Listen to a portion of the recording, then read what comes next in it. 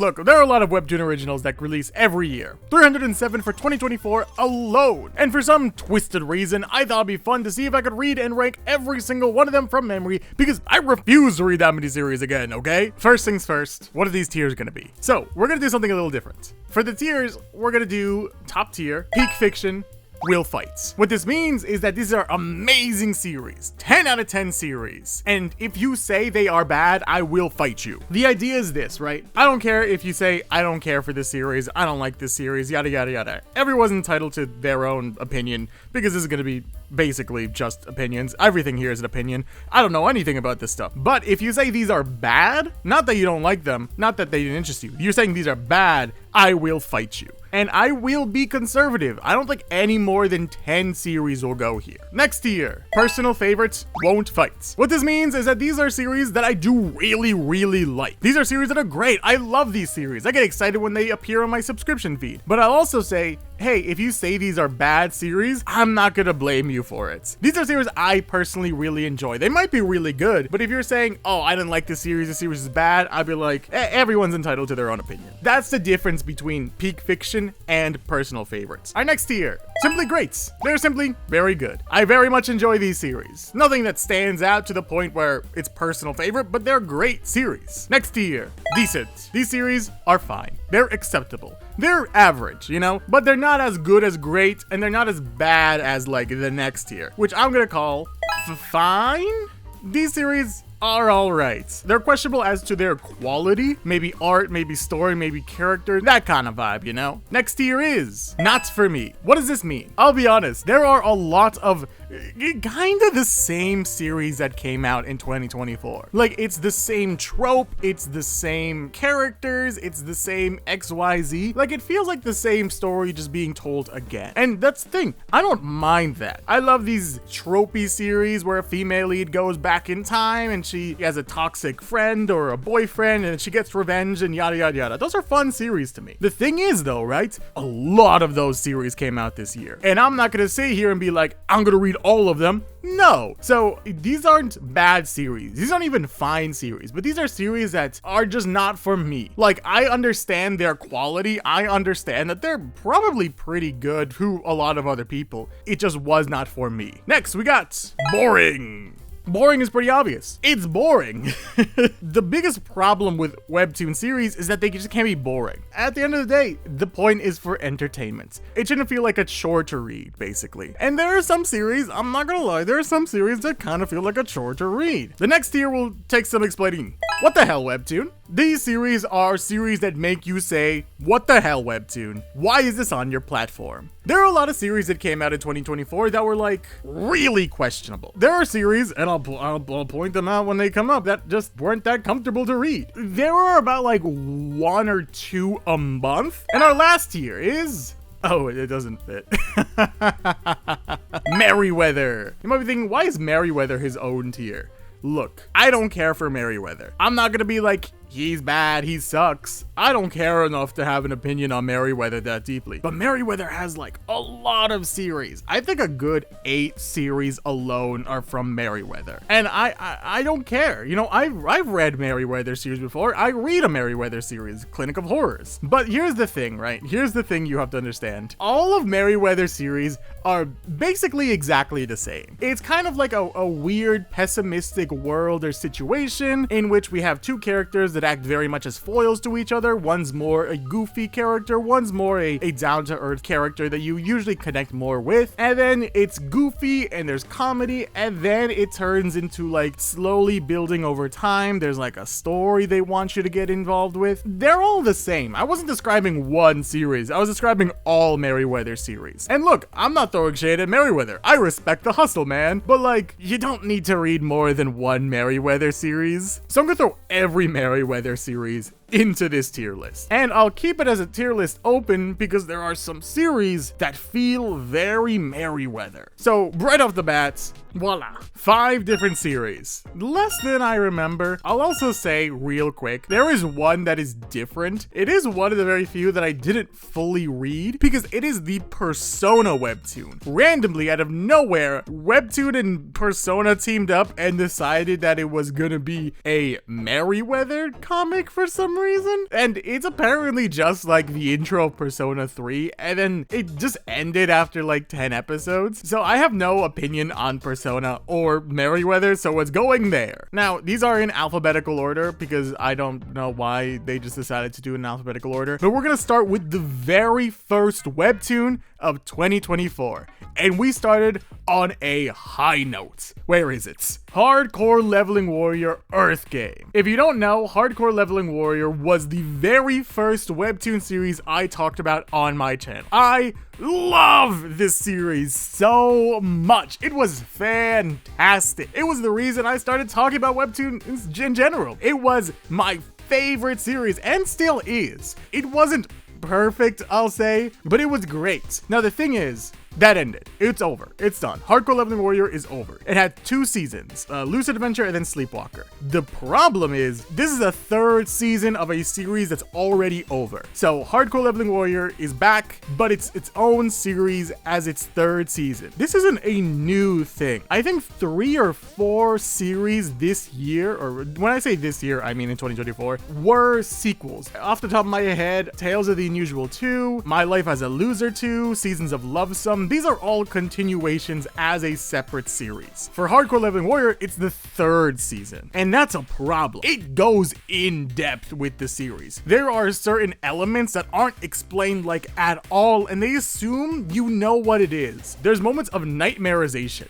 You don't need to know what that means, but it's a big deal in Hardcore Leveling Warrior in season 1 and kind of in season 2. So in season 3, when it comes back, it's very confusing. So that's why I can't put it in peak fiction, because if you say, oh, Hardcore Leveling Warrior Earth Game, it's confusing. You're right, because it's season 3. I can't judge it based on it being its own standalone series because it isn't its own standalone series. I'm not gonna be like, oh, this series is fantastic, but you have to watch like 5 hours of something else behind the subscription wall. Don't get me wrong, I love Earth Game, but I also understand if people are like, no, this series isn't actually all that good because I don't understand it. And you're right, because there's a different series. Let me see if I can find it. Here we go. Supremely Talented Player. Supremely Talented Player is boring. It's boring. It feels like it's season 3 of a series, but it's not. It's a reverse isekai, some nonsense, and the dude is like, oh, everyone hates him, but he's super strong. You know, that kind of like, oh, we saw Lloyd Frontera and we were like, let's just take the bare minimum attributes of Lloyd Frontera and then throw him in this dude in a reverse isekai. People don't understand why Lloyd from The Greatest State Developer works, and maybe I'll talk about it one day. But this series feels like it's just the bare minimum. There's a reverse isekai. Our dude's super strong, but he acts like a jerk. I read, I think, the first 5 episodes expecting there to be like a twist, or maybe he goes back in time, or maybe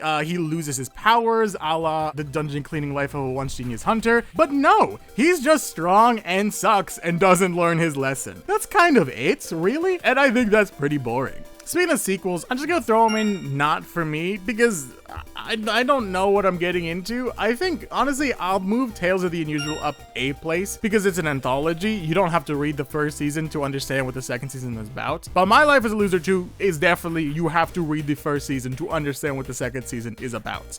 Compare that to Seasons of Lovesome. I've read the first series. I love Seasons of Lovesome. It's so cute and charming. I'll say the worst part about Seasons of Lovesome, its name is awful. There's also a lot of like goofy series that I can't be like too hard on, but also can't put above like decent. Mono Emoji, for example, is a very goofy series following a cat lover and his cat. You know, that's kind of all Mono Emoji is. It's just like a very cute, charming, haha, being a cat owner is kooky and weird. That kind of vibe. Those like silly little slice of life comedy comics, they're fine, they're cute. Nothing too hard about that because there's a lot of series that do go, well, they try to spin it into a big story. For example, where is it? So Not My Type is an Instagram kind of story about the MBTI personality types or whatever nonsense. Like, I thought thought it was a cool thing. It felt very like Instagram-y, very like Twitter, like a comic you see on a social media site, and you read it and you chuckle and then you move on kind of thing. Changing it into a webtoon format felt off. And after a while, I guess I just kind of got bored of it, but I tried to read it and it wasn't exactly the most entertaining. It did after a while start to feel a little bit like a chore. Not enough that I'd put it in boring, but definitely enough that like just decide not to read anymore. Speaking of silly series, goodness, what is this one called? My Daddy is the Villain. That's right, that's what it's called. My Daddy is the Villain. It's actually a very cute and charming series following like a demon villain father who adopts a little baby child, which is not to be confused with Raising Hell, a demon's guide to parenting, which follows a demon father adopting a little baby child, which is not to be confused with Raising Hell, nothing. Just Raising Hell, which is a normal dad as he has a one-night stand with, I believe, the devil, and then the daughter comes from it. It's very funny that there are two series called Raising Hell, but it's actually just the opposite. They're opposite series. They're interesting. They're both interesting. I don't know why I put these in here. I do like. It's so pretty. Oh my goodness. Raising Hell is so pretty. The biggest problem is that there's like nothing out. It came out and then went on hiatus after 2 episodes and then finally came back. Literally yesterday it came back. I'm recording this in March. But the biggest problem is just that I couldn't read anything. So I'm actually just gonna bump it down to decent because it just went away and I was excited for it. There's also some weird series that came out. Weird as in Duolingo Unleashed is a Webtoon original series, and I'm very confused by that statement. And you know what the worst part that I'm confused by? It's pretty good. It is better than what it should be. And it should be a meme series about getting you to start using Duolingo. Like, that's what the series should be. But it's a weirdly fun series, kind of feeling a lot like that episode of Gravity Falls where Dipper clones himself a bunch of times with a copy machine. That's what happens here. Duolingo clones himself a bunch of times with a broken copy machine. And then they have to track those clones down. It's very fun. And it's very weird that this series is out on Webtoon at all. And I feel like the same thing can be said with the Try Guys Super Sick, but less so. I think the Try Guys Super Sick was what I was more expecting Duolingo to be. It's 3 episodes of kind of just nonsense. I don't know what happens in Try Guys Super Sick. One of the Try Guys gets sick and then they make soup for him. Like, that's kind of it. Like, it feels very weird to criticize a Try Guys webtoon when it's only like 3 or 4 episodes. It's just kind of weird that it exists. The random crossover from webtoon into other things like Persona, Duolingo, Try Guys is very strange to me. And it continues with Avatar: The Last Airbender. Avatar: The Last Airbender, The Promise, is on Webtoon now. I didn't care for it. I'm still reading it. It's not a series I really like too much. The problem is I didn't watch Avatar. The problem is then going into a series that is a sequel and then you don't really understand the characters' motivations too much. Now, the thing is, these are already out. They're Dark Horse comics adapted onto Webtoon. So realistically, you could go read the series completely. But the fact that it's free on Webtoon in scrolling format, that's a bonus for me, baby. Let's throw a what the hell Webtoon. This is Chocolate Snow, which I think has someone sleep with someone while drunk, and it's very weird. A lot of people are very confused by Chocolate Snow, and I think that is fair. It's a weird series that kind of just makes you feel kind of gross. It's very much appealing to a demographic, and that demographic is not me. That beginning, like, he's drunk, so then the other person takes him home and is implied that they sleep together, is a very uncomfortable thing. Sorry, I got distracted halfway through. A couple of obligations is is so wild to me. I dropped the series. It's like a arranged marriage. She's a princess from the barbaric nation, but is super pretty nonsense, and he's the duke who's never fallen in love with someone before, but they fall in love, yada yada yada. I think the author realized they fell in love too quickly and is like, wait, I can't write any more drama. So what was their genius solution? They gave the dude amnesia. That's not a joke. They gave him amnesia. It was already getting a little boring, I might say. And then randomly it's like, he has amnesia and she needs to make him fall in love with her again. I'm like, okay, no, we're not doing this. I saw here, the Academy of Marginalized Superheroes. I want to put in great, but it's not that great. It's super funny. The main idea is that we follow a school of like superpowers, but the superpowers are all like really super specific and kind of trash. Like we have someone who can change people's names, stop wheels on command, something with bananas, I believe. Like these are super specific and very weird powers. Randomly, Shen from Blue Chair is like in the series. The comedy aspect is really hit or miss in the Academy of Martialized Superpowers. I really wish Don't Read This was better than it was. I love the idea of Don't Read This. It's supposed to be like a psychological horror, a very simplistic art, black and white everything. Little Buddy is the main character. It's an interesting focus on like parasocial relationships and anxiety and courage, but then it like gets really boring. The most recent arc, I dropped it after 100 episodes, is like a 15 episode arc of like the antagonist lore dumping on you. It got boring. It just didn't appeal to me after a while. There's a lot of series I just think are good, I just don't care for them. One is Arc of Law. Arc of Law seemed super cool. It's a crazy ride and it's super pretty and super engaging. I just didn't grasp onto it because I'm just not a horror guy. And I think most horror series I would not latch onto except for Memorial. Memorial is my favorite horror series, and it is the first series I will put in peak. This is like mascot horror for Webtoon, and I don't mean that in a bad way. I don't mean that in the Garden of Ban Poppy Playtime way. I mean it is really brutal horror, but there's like a fun layer on top that is goofy and entertaining. It's the best horror I've read on Webtoon.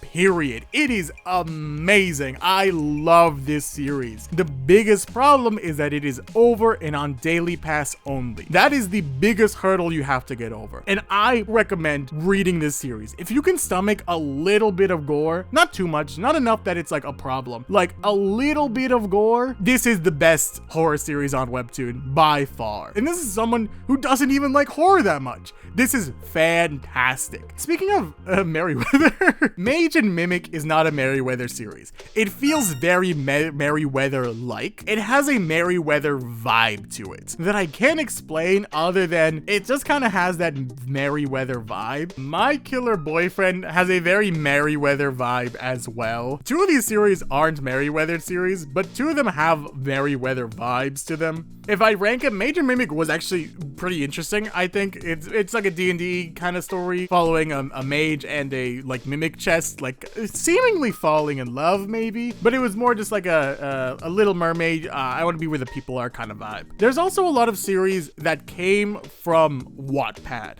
Oh, do I want to make another tier? Yeah, you know what? How do I make another tier? This will be the Wattpad tier. It goes above Merryweather. There's a lot of series that feel very Wattpad-y. The reason I say that is, where is it? Here it is. Love and Other Wicked Things. I really wanted to like Love and Other Wicked Things, and just something about it was just kind of like a little stilted. I don't know, just very Wattpad-y is the best way I can describe it. Because when I looked and when I was reading it, I was like, this feels off. I don't know what about it is off. There's another series that came from Wattpad. It is a Hollow Cafe, I believe it is called. Oh, Little Hollow Cafe. I like Little Hollow Cafe, but it also does have a very Wattpad feeling to it. There's nothing wrong with that vibe. I read Wattpad when I was younger, not a lot, but I picked it up a couple times. It can be a little cringy when reading it, but that's fine, I think. They're still very charming, especially Little Hollow Cafe. It's very charming, and especially now that it's introducing like Fae elements and there's gonna be these Fae monsters, but it is cool enough that I'm very interested to see where it's going. I cannot believe Love for a Walk came out this past year and it is already as big as it is. Like, Love for a Walk is doing very well. It's crazy how good Love for a Walk is doing. I thought Love for a Walk was super cute. You know, dog lovers, that's always fun. I'm always very hesitant about dog stories, to be honest, because if you read like My Dog Diaries, that's a series that makes you really sad every time you read it. Luckily, it doesn't seem like that's too much the case with Love for a Walk. It is an interesting situation of reading so many romance series where it's like, okay, they finally got together. Okay, but now we need to introduce some drama to keep it interesting. There's that line of like, how much drama can we introduce to keep things interesting, but also not to alienate our readers? And I think Love for a Walk does walk that line a little too much. Oh, let's add this teenage girl who will mean girls our female lead. Speaking of that, actually, Boyfriend Rule. Here's Boyfriend Rule. I really liked Boyfriend Rule. I liked Boyfriend Rule a lot. It was a goofy series about two high schoolers falling in love. And here's the thing, right? I kind of stopped reading a lot of high school romance series because a lot of high school romance series are the exact same. They're always packed with drama or some nonsense about like miscommunication. I'll say I loved Boyfriend Rule because of how it did handle its miscommunications. I loved the main couple. The main couple is great. They're very charming together. The problem is the author was like, there's not enough drama going on. We need drama. So instead of continuing with the main couple, they switched to a side couple that is very drama filled. The more it's a mess, the more you'll like hook an audience. I can see that working. But then there's also a line of like, this might alienate people as to like, oh, I like our main couple. I'm glad they're together. And then now there's this new couple and I don't really care too much about them. There are also a lot of authors who are like, come back. They've come back for a new series. Vampire Family. Oh my god, Vampire Family's great. I love Vampire Family. They did Love Advice from the Great Duke of Hell. This series, I love Vampire Family way more than Love Advice from the Great Duke of Hell. I liked Love Advice from the Great Duke of Hell. I'm not gonna say Love Advice from the Great Duke of Hell anymore because it is too long. Like, it feels so much more like a cohesive story with comedy elements in it, or with comedy elements taking like the main role but still having a cohesive narrative to it. That's a hard line to walk, and I admire them doing it very well. The author of Brass and Sass is back with Candid Hearts. Sorry, I really like this series a lot as well. It has not been back though. I don't know where it went. It was really interesting. I thought it was gonna be a GL. It wasn't. It's a fun series. It's a good series. I do really enjoy Candid Hearts. It hasn't been back for a while, so I don't really remember what happened last time. But it was interesting from what I read, and I was sad that it had been on hiatus for an extended period of time. Where is...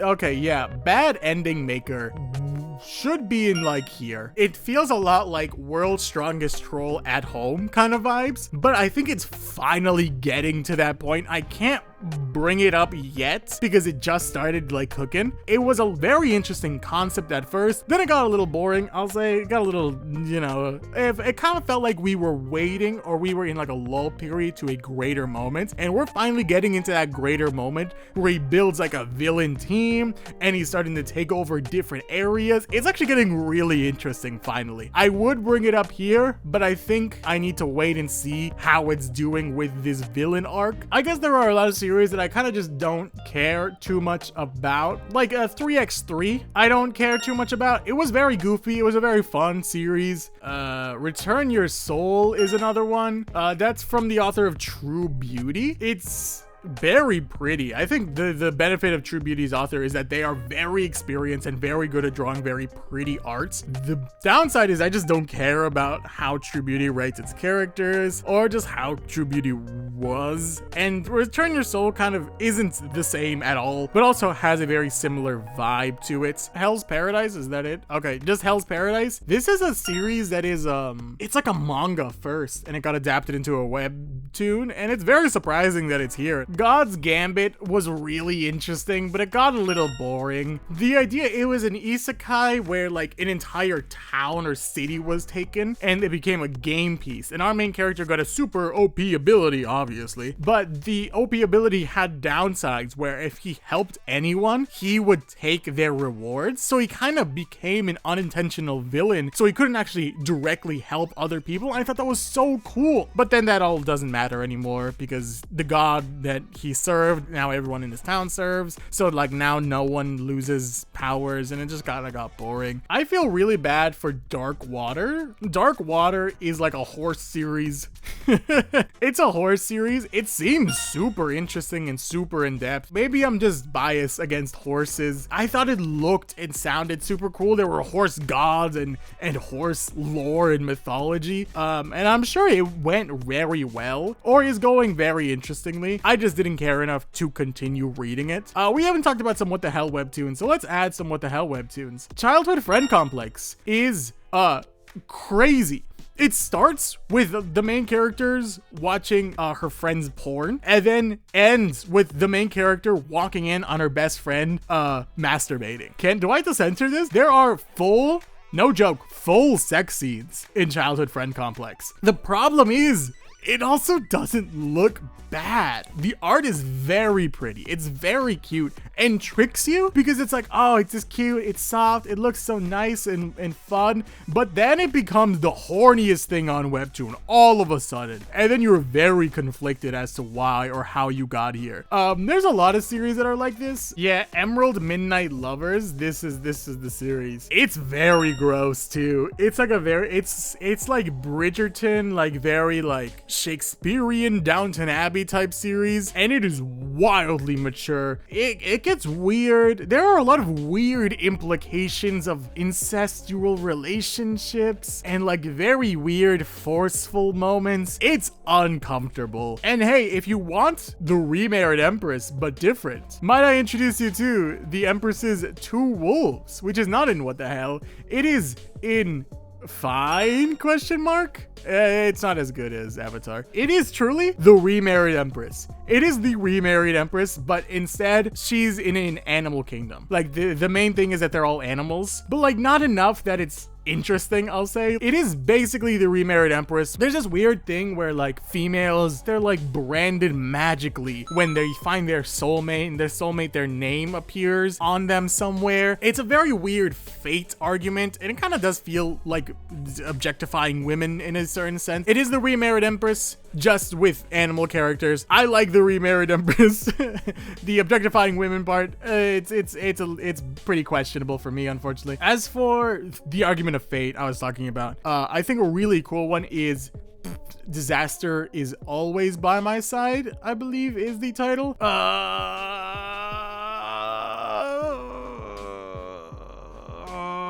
Here. It is by the same author as Good Day to Be a Dog and See You in My 19th Life. And it's about a human female falling in love with like a god. Female lead gets trapped in a room, and then everything fast forward, but she only ages like 3 hours. The twist is each of them start getting dreams of the other person, and they were in love. So then he's like, oh no, do I fall in love with her? Is this fate? Are we fated to be together? The twist is it's not fate. It was their past, and he wiped their memories because he's, spoiler warning, he's dying. So he wiped their memories to like try to avoid heartbreak when he does pass away. I was mind blown when that twist occurred. I did spoil that twist, by the way. I should speed through some of these. I don't remember what this series is called, but I remember it exists. Fall into Paradise. Yes. It feels very much like an enemies to lovers, but man, is it like they hate each other enemies to lovers. Like I like enemies to lovers as a trope. As a trope, enemies to lovers is pretty solid, but like this is like they hate each other enemies to lovers, and it's very uncomfortable to read this level of enemies to lovers. Like I really like How to Hold His Leash. It's great. I really like How to Hold His Leash. Also not as much as Love for a Walk. It is an enemies to lovers, but they have a very clever and fun banter.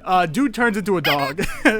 Dude turns into a dog because he's called an SOB. I'm not gonna swear on this channel so much, especially by her, that the dog fairies or some nonsense make him into a dog, and he's like, you have to touch her every 5 minutes or else you'll be into a dog. You'll turn into a dog. So it's like them bonding over this like very stupid situation, but it's a very fun situation that I do enjoy, and both of them have such big personalities that it is very interesting and appealing to continue reading. I do really enjoy it. Back to Chanbi is wild. I do really like Back to Chanbi. I will put it at the bottom of grade even though I am not reading it currently. The idea is that these two people love each other. They're very clearly in love with each other, but they don't tell the other person they're in love with each other, and they also spend all this time like kind of avoiding each other, and no one knows that they're in love with each other. And then she loses her memory, but it's not like a couple of obligations because she loses her memory in episode 2 or 3. So it's him rebuilding that trust with her while everyone didn't realize they were actually that close. And there's a different dude who's trying to swoop in and pretend he wasn't a creep and they were actually gonna get together, and it just becomes like a stressful situation. It made me feel stressed. I think that's why I didn't continue reading it, actually. Oh, this one, A Child That Looks Like Me, is a crazy series.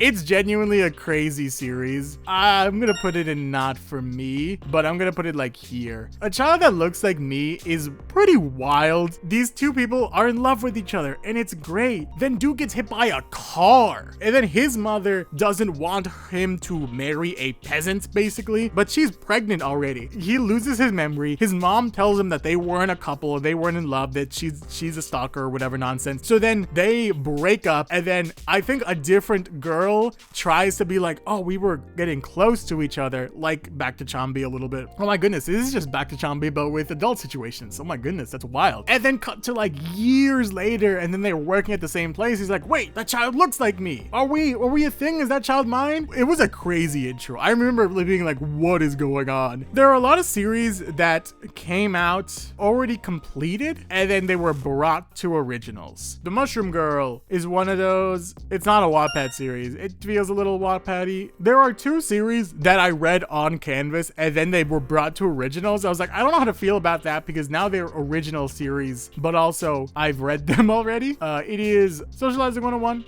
It's good. It's fine.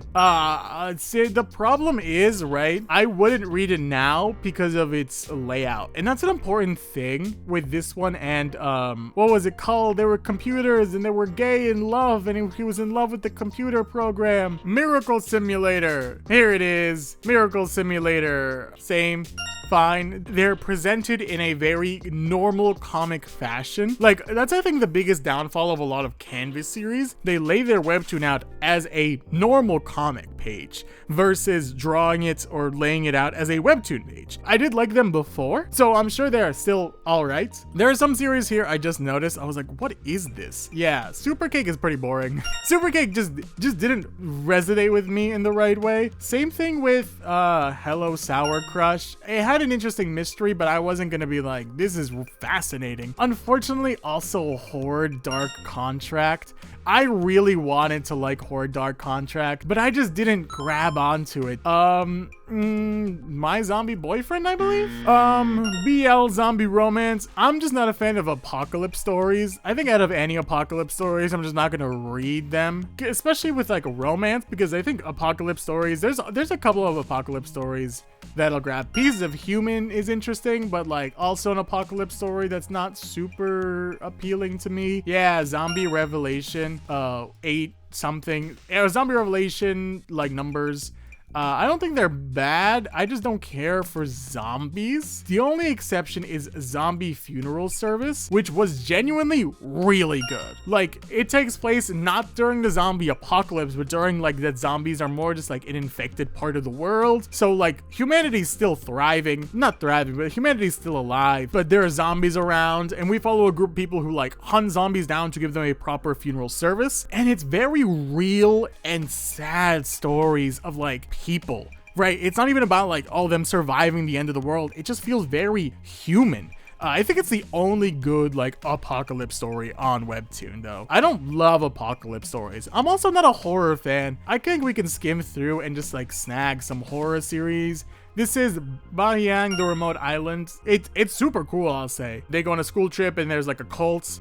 Seems really interesting. Just not a horror guy. Day of Disaster. Like an experiment escapes Russia and it goes to this small village. My Girlfriend. Dude's girlfriend is like a monstrous creature. Replaced. Girl looks exactly like a different girl who died. Her family's really sketchy, so her family might have been the people who killed her. Something Village Mystery, I believe this one is called. Also not as good.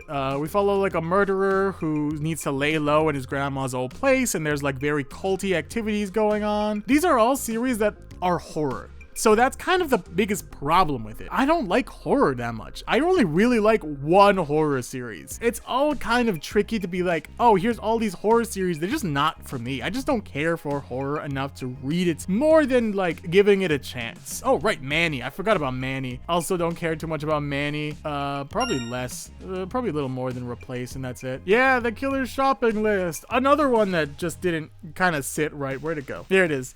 The Killer's Shopping List. Just kind of, you know, I think I'm just gonna grab every single horror series and then toss them in here. We can move on. I could stop trashing on horror. I think horror is fine. I'm just not the biggest fan. There are a lot of series that feel very anime. is the best way to describe it. And I don't know if that's a good or a bad thing. The Demon King's warrior daughter feels very anime, and I don't know if that's a good or a bad thing. I think it's fine. Oh, it is worse than these. Yeah, I was very excited for the Demon King's warrior daughter because of truly what came out, I think, the month before, which was Why I Quit Being the Demon King. I was excited for this series because it follows, like, it was supposed to be a very meta story about like demons and like heroes, and they get resurrected and fight each other. And instead, the 667th or 6th demon was like, I'm not gonna do that anymore. I want to leave. And then he goes and kills an entire kingdom. He's like, I'm gonna be the king here. I'm like, that's the reason you left, though. So that series came out. I was disappointed. And then the Demon King's warrior daughter came out. I was like, oh, this is exactly what I wanted. You know, we follow a demon who kind of loses a lot of like why he wants to be a demon, and said more of a goofy meta commentary. And then it becomes very anime. The main character specifically, I'll say, she feels very like Natsu, Naruto, Goku kind of. Her character is like dumb, loves to eat food and fight for friends. Like, that's her character. Another one that feels very anime is The Death of Kindness, I believe it is called. I'm pretty split on The Death of Kindness. I think The Death of Kindness is pretty decent, but I think it's spending a little too much time like wasting away. Something big will happen in like one episode, and then it's more just like talking for a little bit of a time afterwards. I think the jokes land very well. Like, I think they're very funny. The art also plays such a big role in the comedy. It is great in those aspects, but in some aspects it's just kind of like, it feels like we're waiting for the next big moments to happen. Another series that feels very anime, and in the bad way, is Oversummoned, Overpowered, Over It. It's okay. It's fine. I'm gonna put it below the Try Guys Super Sick. There's nothing wrong with Overpowered, Oversummoned, Over It, but it just feels very anime in a weird, like a little bit in a pervy way. I think it's funny that dude gets isekai'd over and over and over and over and over again. That was a clever bit of it, but I just kind of think I lost a little bit of interest. As for more anime-esque series, I think KO is a really good series. Yeah, top of great. I really like KO. I know I say I don't like school romances, and I don't. I promise you I don't like school romances, but KO is genuinely so good. Oh. It's the police. KO, great series. Such a cute romance story. I know I say I'm not into school series, but this is cute, okay? Leave me alone. I'll dig myself into a bigger grave. I think Introverted Us is at the top of great. Introverted Us is, to be fair, less a school romance and more a school comedy. They're all introverted. One character is super, like, scary looking. The other one just doesn't like people, and the last one is a very popular dude. Everyone loves him, but he doesn't like hanging out with anyone. He just wants to go home, and they just become friends, and I think that's great. It's so funny. We should talk about some isekais. There are too many isekais that reverse isekais, sorry, that came out. But do I want to? Do I really want to talk about isekais right now? Not really. So I guess I won't. Winter Before Spring is another school romance. No, we'll put it below. How to Hold His Leash. It's a Yuri series. My god, is it a sad Yuri series though. Girl likes other girls, admits to her friend that she likes girls, they start dating. Then her girlfriend, who might have been pretending she was into girls just to get her to play along, is like super manipulative and awful as a person. And then she dumps her, and then like everyone starts bullying her relentlessly. That I'm reading this at a gas station one day, and I'm like, oh, this poor girl. But then she finds someone to like be friends with, and they finally admit they like girls, yada yada yada. I think the season 1 just ended. I'll say though, right? I'll say the author does have intentions with not the high school characters, which good on you, author, which is a very low bar, but the author has intentions with all the adult females. The gym leader, the nurse, the moms, they're drawn in a very like cougar MILF hot mom kind of way. And I am glad that it was them drawn that way and not the high schoolers. It's a low bar, but it's a bar they crossed nonetheless. I like Spell for a Smith as well. Ooh, how much do I like Spell for a Smith? It's not a personal favorite, but I do really like Spell for a Smith. Spell for a Smith follows a blacksmith and a witch falling in love. Just super cute and charming, honestly. Just Roommates is funny, and that's kind of it. We haven't done a What the Hell webtoon in a while.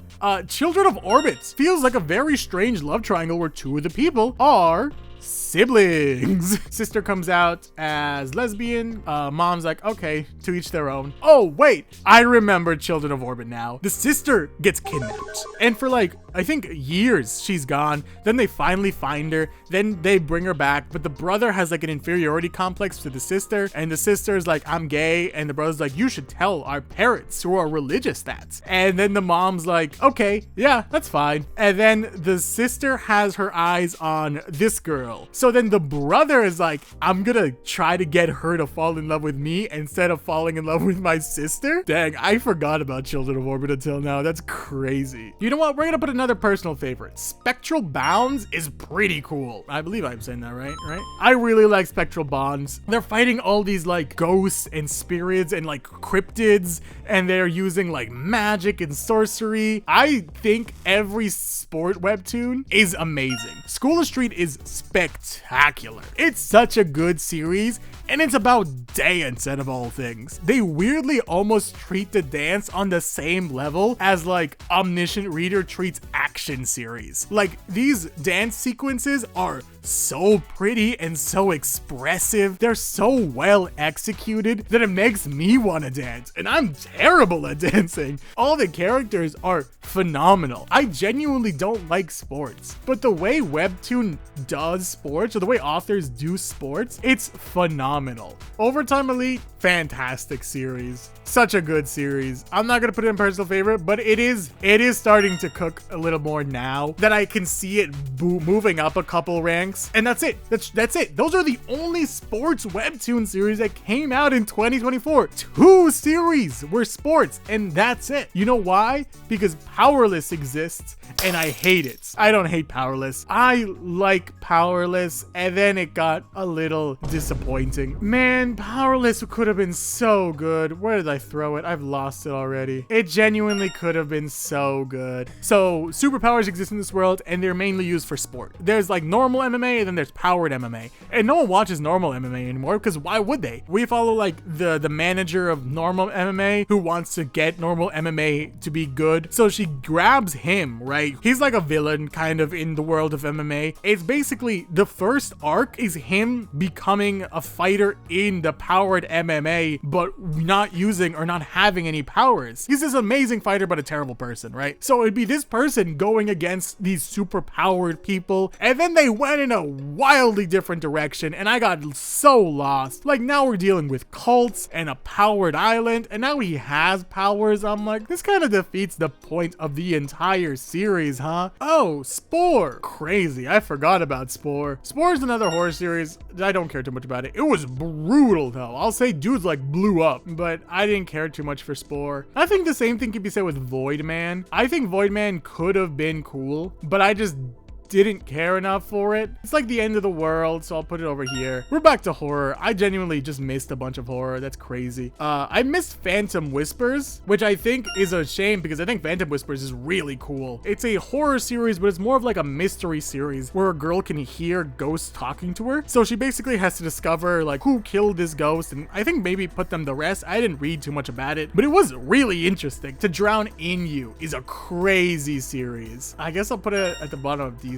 I don't know where it went. It's a Mermaid Yandere series. It's pretty wild. You just made my day. I remember being decent. It reminds me a lot of the series Back to You, where we follow a girl who's like past love died in like a car crash or an accident. Here, girl is like trying to compete with this dude. Dude is more just like excited to be around her. Then I think he takes his own life when school ends, and it kind of weighs on her a lot. And then she manages to go back in time, and then she wants to kind of like find the reason why he took his own life and maybe try to prevent it. I don't really know. I thought it was really fascinating. Guardian Girl is definitely very interesting. I'm gonna put it above Duolingo. It's a really cool series where we follow a girl who can't die. And we follow like a dude who's basically supposed to die. And this girl kind of becomes his guardian and sacrifices her life over and over and over again to try to protect him. Oh man, hidden class gravity user is so boring.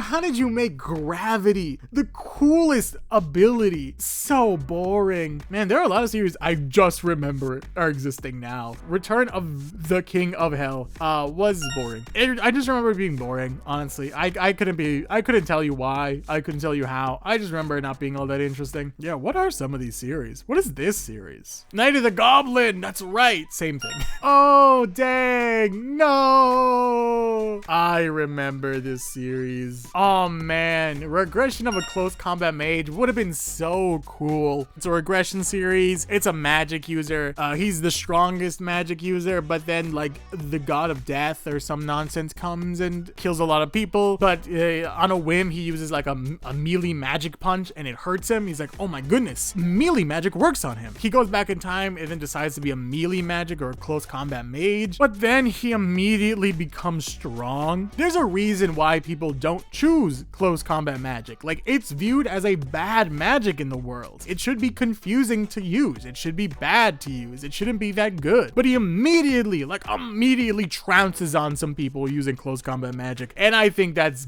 boring. Too many series are afraid of letting our main characters struggle because they feel like there's too much at stake when the characters lose and they don't want them to lose. But the downfall is they make them too strong so fights aren't interesting enough. What is this hand series? Angel Wings. That's the logo for Angel Wings? Angel Wings is by the same author as Just a Goblin and Overtime Elite. I thought Angel Wings is kind of boring as well. We follow like an angel and a devil that want to switch places and kind of see the other side of things. Devil Up, yes. I remember a lot of people being upset at Devil Up because it was originally a different series. It was originally on a different platform, then it moved to Webtoon. There's some talks about like tracing, and there's some talks that the art quality went super down. I just didn't look at it. I didn't really care what people said about it. I just didn't think it was all that interesting to me. Nebula Civilization is fantastic. It's probably the best isekai that's come out in 2024. The idea is like, it's a very generic starting where dude loves this video game. He's the #1 ranker at it. It's like a civilization game where you raise up a civilization versus like you're actually playing like your character in a game. And then like closed beta ends, open beta begins or whatever. And then all the players get sucked in and then they get a chance to become the god of the new world, the world they were just playing. And instead of following like an overpowered, super smart character, we follow a god that has to kind of manipulate different aspects of the world to get the result he wants. Because there's a lot of isekais that came out this past year, and a lot of them are just kind of like fine. Oh, I say that, but then I see the Academy's Sashimi Master, I believe it is called. I genuinely really do like the Academy's Sashimi Swordmaster. It's an isekai. Dude goes into like a mobile like gacha game where like the main appeal is that like the female characters are hot kind of vibe, and he goes into this game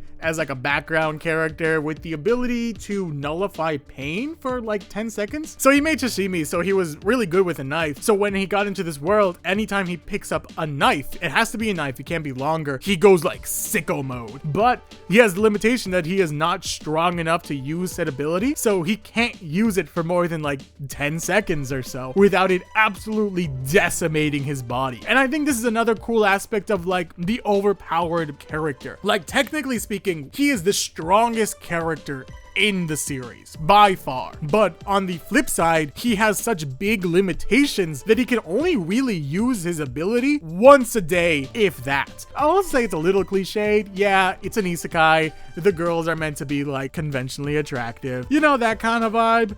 But I still find it really fascinating as just an isekai. I think it's a really good isekai. Unfortunately, same thing can't be said about Amelia the Level 0 Adventurer, which is kind of boring. We'll put it below God's Gambit. The girl gets isekai'd. I was so excited for this too because it's a female lead in an action series. I think that's sick. I'm so excited for female leads in action series. But she's super strong after fighting in the void for like years, and then she goes into like a fantasy world, and then she's level 0, but like she can only level up if she accepts the class of like hero, and she doesn't want to be a hero, but then also she can't do anything because the world is based on like level up systems. It's a little boring, I'll say. I'm a little bummed out by it. A lot of like regression, reincarnation, martial arts series. I say that because I see Absolute Regression, I believe it is, which is decent. I can't really fault Absolute Regression for doing the same thing that Reincarnated Miranum Lord, that's what it is. They're basically the same series. They're just a little different. One's a little more bloody than the other. No, actually, they're actually kind of not this. I lied. I just lied to you. They're not the same thing at all. Reincarnated Mirdum Lord. He becomes like the best martial artist in the world, and he dies of old age. Then he gets reincarnated. He doesn't regress. He reincarnates into like the equivalent of like a Lloyd Frontera. You know, he's a terrible person. He's a jerk. Yada yada yada. And then he grows stronger yet again. Absolute Regression, on the other hand, is not that at all.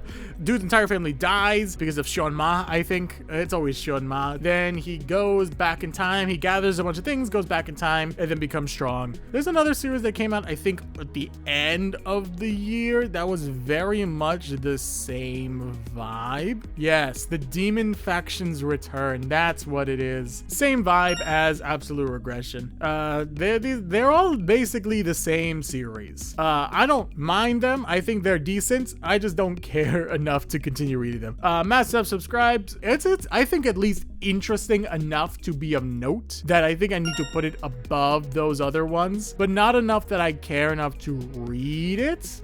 Dude's in a sect.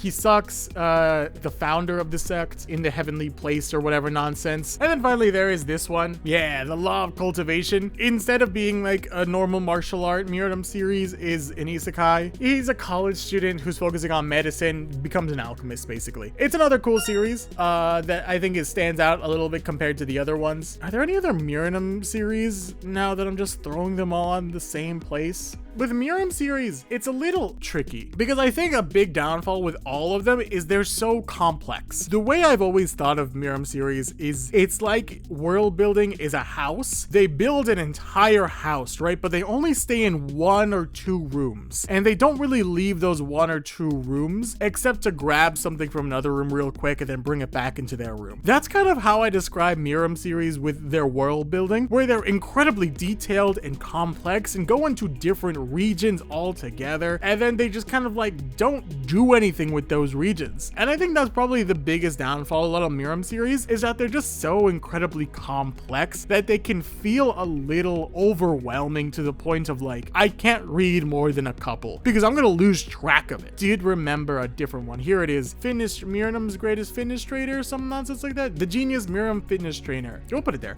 It does bring up a lot of like what I like about the Greatest State Developer, which is taking real world concepts and applying them into a fantasy world that isn't too confusing or complex, which I think is the problem with The Apothecary Prince is the sequel, by the way, the sequel to the Greatest State Developer. It's a little boring. I'd put it at the top of fine, I guess. There's a lot of fun moments in The Apothecary Prince. It feels like it's relying too much on the fact that it is the follow-up or the sequel taking place like hundreds of years after. It has its moments, and I think its moments shine specifically when it's not trying to be the sequel, right? And I think that's a problem with a lot of isekais nowadays, where they all look and see the Greatest State Developer doing very well, and they're trying to copy it without understanding why it works. Technically, Ultimate Tutorial Warrior, isekai, kind of the same gacha system. It has a very similar vibe, but it is just like not as good. Oh, Stellar Swordman. I really liked Stellar Swordman. I was like, what is this one? There are too many people that just hold a sword. I don't know what the sword means, all right? But I like Stellar Swordman a lot. It's really cool. It's hard to explain Stellar Swordman in a way, right? The Stellar Swordsman? Really? The Stellar Sword Master? That's what it is? That's crazy. But it's hard to explain why it's really good without going super in depth. So I'm just gonna leave it. I do really enjoy its fight scenes, its world building. All this stuff is very interesting to me. This is a series that exists. I remember it mainly because his ability is market research. The Exiled Hero. That is no joke how I remember the series. That is so funny. Oh, dude has the ability to like, market research is kind of the funniest way to put it. He has the ability to kind of like see probabilities and research fields and yada yada yada. He joins a guild and they give him special powers or some nonsense. It's a little boring. I think I was vaguely interested in it, but not past that. Savior Divine Bud, boring. It is these kind of series, the regression of Close Combat Mage, the hidden class Gravity User. It has that same vibe. There's another series I was thinking about that had that same vibe as well. My Avatar's Path to Greatness is also kind of boring, but I think it is the least boring out of these. Yeah, this is the order of borings. These are how boring these series get. The Avatar's Path to Greatness reminds me a lot of what is it, like auto hunting with clones or auto leveling with clones. It just reminds me of that, but like not as interesting to me, I guess. Oh, the Dawnclad Swordmaster Heir is another Mirnum series that I think is better than not for me. I put him in decent. Okay, wow, it's not that much better than decent. I'll put it right here. No, it's not even that. The Dawnclad Swordmaster Heir just wants a normal life. It is the stupidest title of any Webtoon series. I do enjoy it, mainly because I think the biggest reason is it takes Mirnum stuff and then puts it into a new guild of the Dawn Clan, which is more like a poison group. And having the main character not be Mantois is very cool, and I do really enjoy that. I won't get them all, but we can talk about all the Royal Regression Revenge romance series, because there's a lot of series where our female lead has like a toxic family member or a toxic husband or boyfriend or yada yada yada, and then through unfortunate events dies and goes back in time, and then now back in time knows all the future stuff and then can prevent it from happening and can live a successful life while getting revenge. I think they're all pretty decent, but I'm just gonna put them in not for me because I probably won't pick up another one unless it is actively like super interesting. There's a certain like half-life these series have, because at a certain point these series can kind of get boring. I read Adopted by a Murderous Duke. What did I just put up there? Oh, To Whom It No Longer Concerns, Adopted by a Murderous Duke. Right here, The Price Is Your Everything. Like these series, I read 2 of these, and I would check in on To Whom It No Longer Concerns. They're all right. They're solid, but I just don't want to read any more of them. There's a certain breaking point I have with like school romances with isekais and reverse isekais and these Royal Regression Revenge romance series where it's like, that's enough, okay? That's enough. There's a lot of series that I have left, but this might be my first break. Here is day 1 of the tier list. I did hold off on talking about some of the more interesting ones, I'll say. So we'll go into day 2 tomorrow. We're back, baby. It's day 2.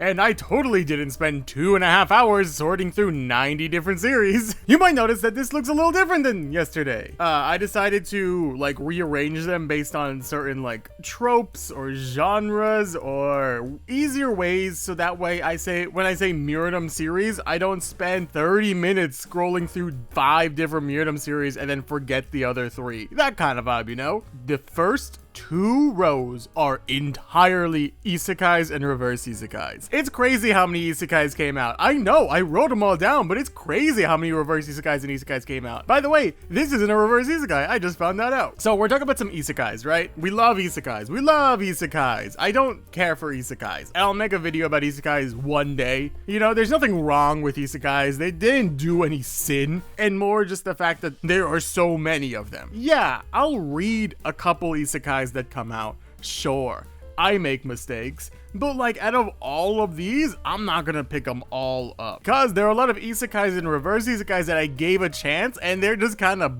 boring. A big example of a couple series that I picked up and then abandoned. Weapon Maker got real boring. It got real boring, and here's why it got boring. Solo Leveling had its big moment, and everyone hates it when he cries when his mother awakens. I have feelings about Solo Leveling. Now, I'll be honest, Solo Leveling is a cool series. It didn't necessarily usher in a new genre, but it definitely became the forefront of the new genre. Like, everyone remembers this series as being the genre it's from. I think it's fair to become the staple of the genre, but I think the biggest problem with Solo Leveling was that it was on a steady decline of personality after he got his shadow army, whatever nonsense. Like, I think that was the biggest problem I had with the series, was that our main character just got boring.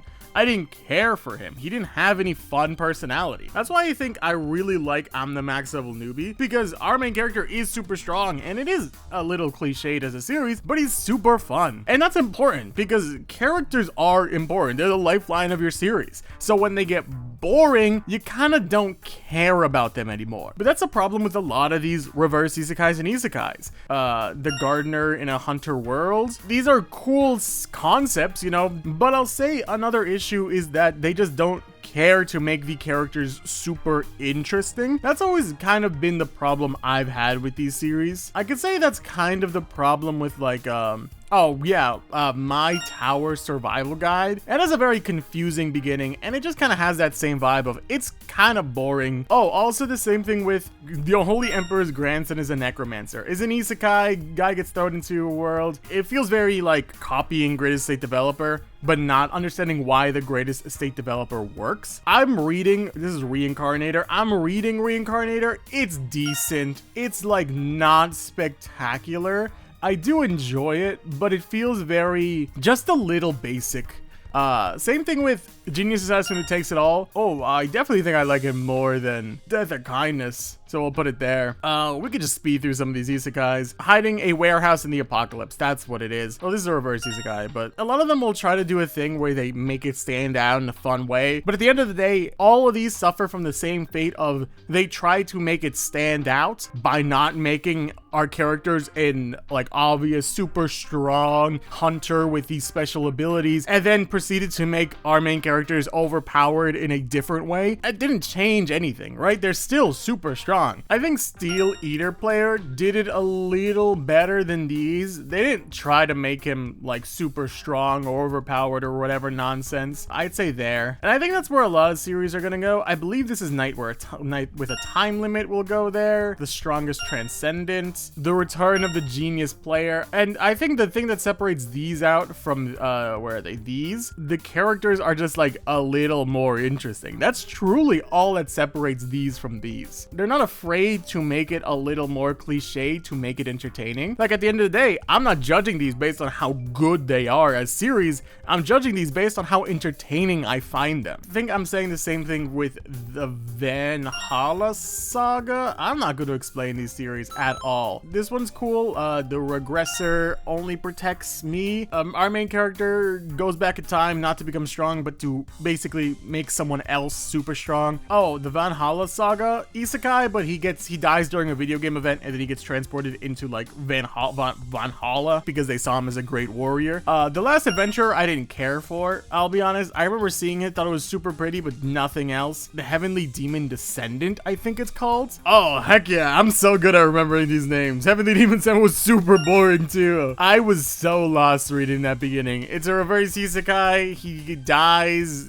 Shun Ma comes back. Is like, you're not dead. You're my descendant. You're gonna be strong. Okay. Yeah, Light of Arad Forerunner. That's what it is. Super pretty series. Absolutely beautiful series. I had no reason not to check it out. It seemed pretty fun. Yeah, I'll put it over here, actually. I just didn't continue reading it. One of the things I really like is that in the series, he gets isekai into a game. It's like a multiplayer game. So he's actually talking to other people outside of the game, but they all think he's like role-playing really intensely. Everyone finds him a little cringe, and I think that's really funny. I Killed the Main Character is a lot like the Extras Academy Survival Guide, but I really like the Extras Academy Survival Guide, and I think I Killed the Main Character is All right, the bottom of decent is what I'll put it. These are here. That's crazy. I should move those down.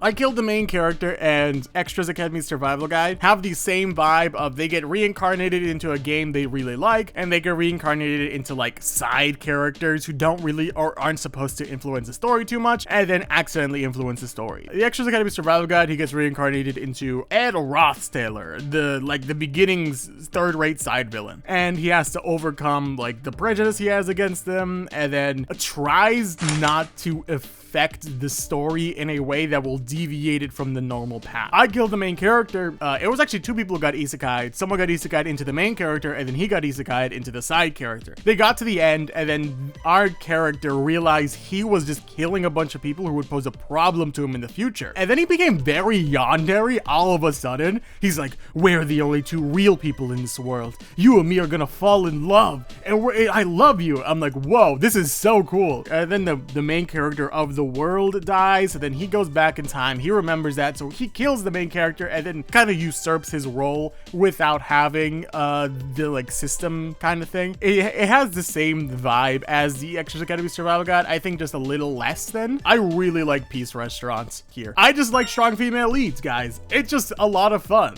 It is very embarrassing now that I realize that I have two girls with kitchen knives. Another thing I really like about Peace Restaurant is it doesn't try to sexualize the main character, which is a low bar, I have to admit. Everyone kind of treats her with like reverence, and I think that's hilarious. It's so fun. The Returnee's Road to Retirement is a series I meant to continue reading and just kind of forgot to read. I'm gonna put it at the top of decent because it was a lot of fun when I did read it. He's retiring and he gets a watch as a retirement gift, and then he goes back in time. He's like, dang it, I was there. So he's trying to speed run his retirement again. I think that's hilarious. That's so fun. Oh, Divine Delivery is another one of like these where it's like he's a reverse isekai, but he doesn't actually have an overpowered ability. But I think it does it well. I'll put it at the bottom of decent. He is strong accidentally, I'll say. And I think that's the biggest downside, is that he becomes super strong all of a sudden. But he has enough personality that it keeps it entertaining. And also, the main focus is on him being a delivery driver. And I think that's great. That's hilarious. Code Demon is actually pretty good. I do very much like Code Demon. I think it is getting shafted a little bit. Not a lot of people are reading Code Demon. Oh, I think I like it more than these. Oh my god, I like Code Demon a lot. I do like Code Demon. Where he gets isekai'd into a video game, and whoever beats the video game gets like a prize or like a wish. But a bunch of other people get isekai'd into this game, and then after each round, they get isekai'd back out, and they become smart in that like college aspect they've chose, which I think is pretty cool, and I do enjoy it a lot. Same thing with a Room-Bound Professor. It's a really cool isekai. Like, it's very fun, it's very interesting, it's very entertaining, and I love the magic system that it has. I think Worth the Candle is fine. I'll put it at the top of fine. It's so intense world building wise that you forget what's happening, to the point where it's like, it's not really super necessary to pay attention because they're probably gonna repeat it. But that's a slippery slope of like, okay, then what are you paying attention to? Then we got some series that are technically isekais and reverse isekais, but I'm not sure how so. Princess Hurricane is really funny because Princess Hurricane is by the same author as Nina's Magic Chest. It's a series that basically is about addiction. I think the biggest thing that worked in Nina's Magic Chest's favor was the fact that it was a very cutesy art style, and then all this like horrific thriller series kind of stuff is happening around it. It's a series that tricks you basically. Princess Hurricane doesn't trick you. It is very fun still. Main idea is that a terrifying bully and a very sweet and kind princess switch places. So like there's this big buff bully who's in like a princess gown now who thinks he's like Princess Lily. And then there's this very petite, very nice, very sweet princess who is now like in the place of a bully. And she's like, oh, I have to become #1. That's what my father wanted. Peaceful camping life in another world. Dude is like a great chef, loses his taste and goes to retire, opens a restaurant, and then the restaurant has a portal to like another world that he goes to from time to time. I didn't continue reading it, but I think it is very much worth your time. My crush got possessed by the Duke. Girl reads like comics about a Duke. Her childhood best friend and crush, they've fallen out, got hit by a truck. I don't know where his soul went, but the Duke's soul got into his body, and then it's basically them falling in love, but he's now the Duke. And it's a very charming series. I do very much enjoy this series. It's a little cliched, but you know what? I'm fine with it. I didn't care for The Silent Warrior. I was combining two different things. Very, very grungy art style with a reverse isekai. OP Warrior needs to defeat the Demon Lord, but to defeat the last one, he needs to learn magic, so he has to restart from level 1. Barbarian of Soul Station. It's an isekai into another isekai, where son of a barbarian gets isekai'd into Earth. 10 years later, there's a little black orb, and then that thing isekais him and one of his friends into like this new fantasy world, and he's like, finally, I get to be free. There's a lot of series out there that came out with one episode. Webtoon series will come out with 1, 3, 5, or 7. 1 and 3 are kind of the worst ones. This is not a like, oh, I demand more content. My guy, look at these series. I'm okay with waiting weekly. It's instead, you don't give the reader enough time to enjoy the series if it's one long episode. You might think, oh, long episode, that's perfect. It's not necessarily perfect, because Webtoon has a fun thing where if you read 3 episodes in a row, it asks you if you want to subscribe. And honestly, that decision making of like, oh, I guess I am enjoying this series, maybe I should subscribe, that decision making moment doesn't happen when there's one episode. I can do another one. The New Hire is a Demon Lord, right here, this one. Same issue, came out with 1 episode. I really like The New Hire is a Demon Lord because I just went to go check it out randomly again, and it's great. I love it. Very funny, very charming, very awkward, but in a goofy way. This is the same problem here.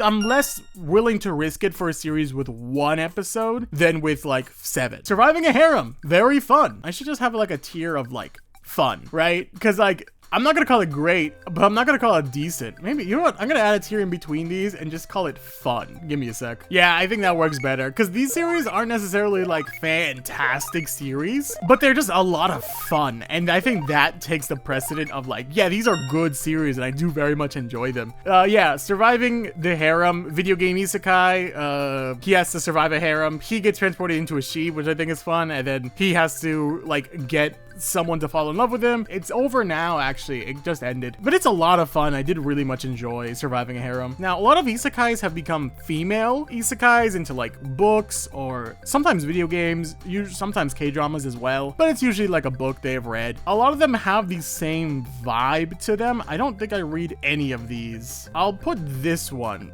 as the highest one as a fun tier, changing the genre from angst to heartwarming, which is a stupid title, might I add. She gets transported into a book that's supposed to have a bad ending, and then she's like, I'm gonna protect my sister from her bad ending. I'm gonna go marry the Duke, and then it's just a very goofy series, and I can enjoy that. I don't remember what this series is called. Something about her being isekai'd and still having access to like a supermarket. I didn't sign up to be the nanny. That's what the series is called. Not for me. She gets isekai'd into the body of like an abusive maid. She also has weird access to like a supermarket as well, which is weird. I Will Live the Life of a Villainess. Isekai, girl gets thrown into the body of a villain of a book. I think this dude in the back also is someone who got isekai'd. Another one in the series that's fine. I think a little better than that one. I grabbed The Leash of the Blind Beast, not lead, leash. I should have known. Another one that I think is fun, but just not for me. Girl gets isekai'd into a book. She's the side character. Then the dude accidentally falls in love with her. Very isekai. I know this one is My Villainous Family Won't Let Me Be. Another one, I think I did try to check it out. It got boring though. These are all kind of the same thing. I'll explain all of these together. A girl gets thrown into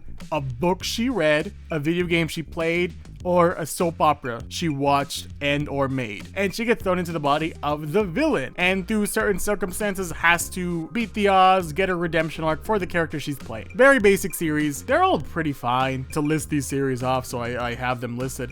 Trapped in a Soap Opera, The Worst Villainous. I Became the Level 99 Demon Queen. That was the villainous one. Oh, this is the villainous Just Wants to Live in Peace. I don't think I need to go in further depth than that. This is At Your Mercy, which is an isekai. It's just like a normal isekai. Girl gets thrown into the body of a character. Very similar to this one. I think I just didn't care for it as much. One husband is enough. I think this one's pretty cool, actually. Girl has like a sucky life. She gets a new video game that lets her be like characters. She decides to pick like the worst one kind of thing because she bonds with her sad backstory, and then just sets her charm to like 999. And truly everyone who looks at her just immediately falls in love, and it becomes a little bit bit like a horror series. There are these people that are just falling in love with her. It's actually genuinely pretty terrifying and actually pretty cool. I'm gonna put it at the like near the top of not for me because I think it just stood out so much compared to the other isekais. We have some school series here now.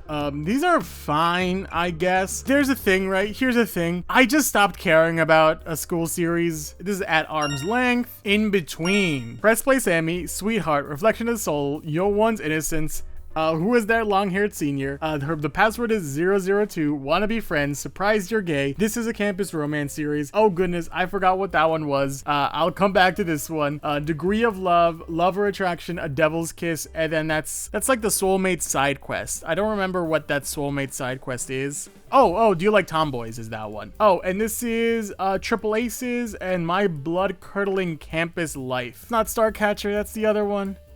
Oh, wait, no, where's Starcatcher? I need to grab that one too. Where's Starcatcher? All right, the point is there's a lot of romance series that came out and they're in the school setting. Most of them are fine. I will not really be... Oh, I put him in boring? That's crazy. No, I'll keep you in boring. I'll put you at the bottom of don't. Not for me. This dude tried to take his own life, came out, and now he's dealing with the consequences, I guess. There's no... It's a weirder series. This dude, I didn't like the male lead in that series because he just feels very, like, manipulative and weird. Reflection to the Soul seems fine, actually. It seems pretty good. I think I read Sweethearts, Wanna Be Friends. These three have kind of the same vibe as the rest. Yon One's Innocence seemed pretty good. This isn't fine. I gotta throw that down. I'm boring. That's a sin that it's up there and fine. Yeah, I'll put it right here. No, I'll put it right there. Oh, that breaks up the isekais. Who cares? I'm gonna throw this down. I'm boring too. I don't know about you, but that's pretty boring to me. Throw it with the isekais. Who is that long-haired senior? Seemed pretty goofy and fun. The password is 002. Borderlining on what the hell webtoon. I'm just gonna throw it in like boring. Everyone just seems like borderline bad, like morally bad. So it is very confusing. Surprised you're gay?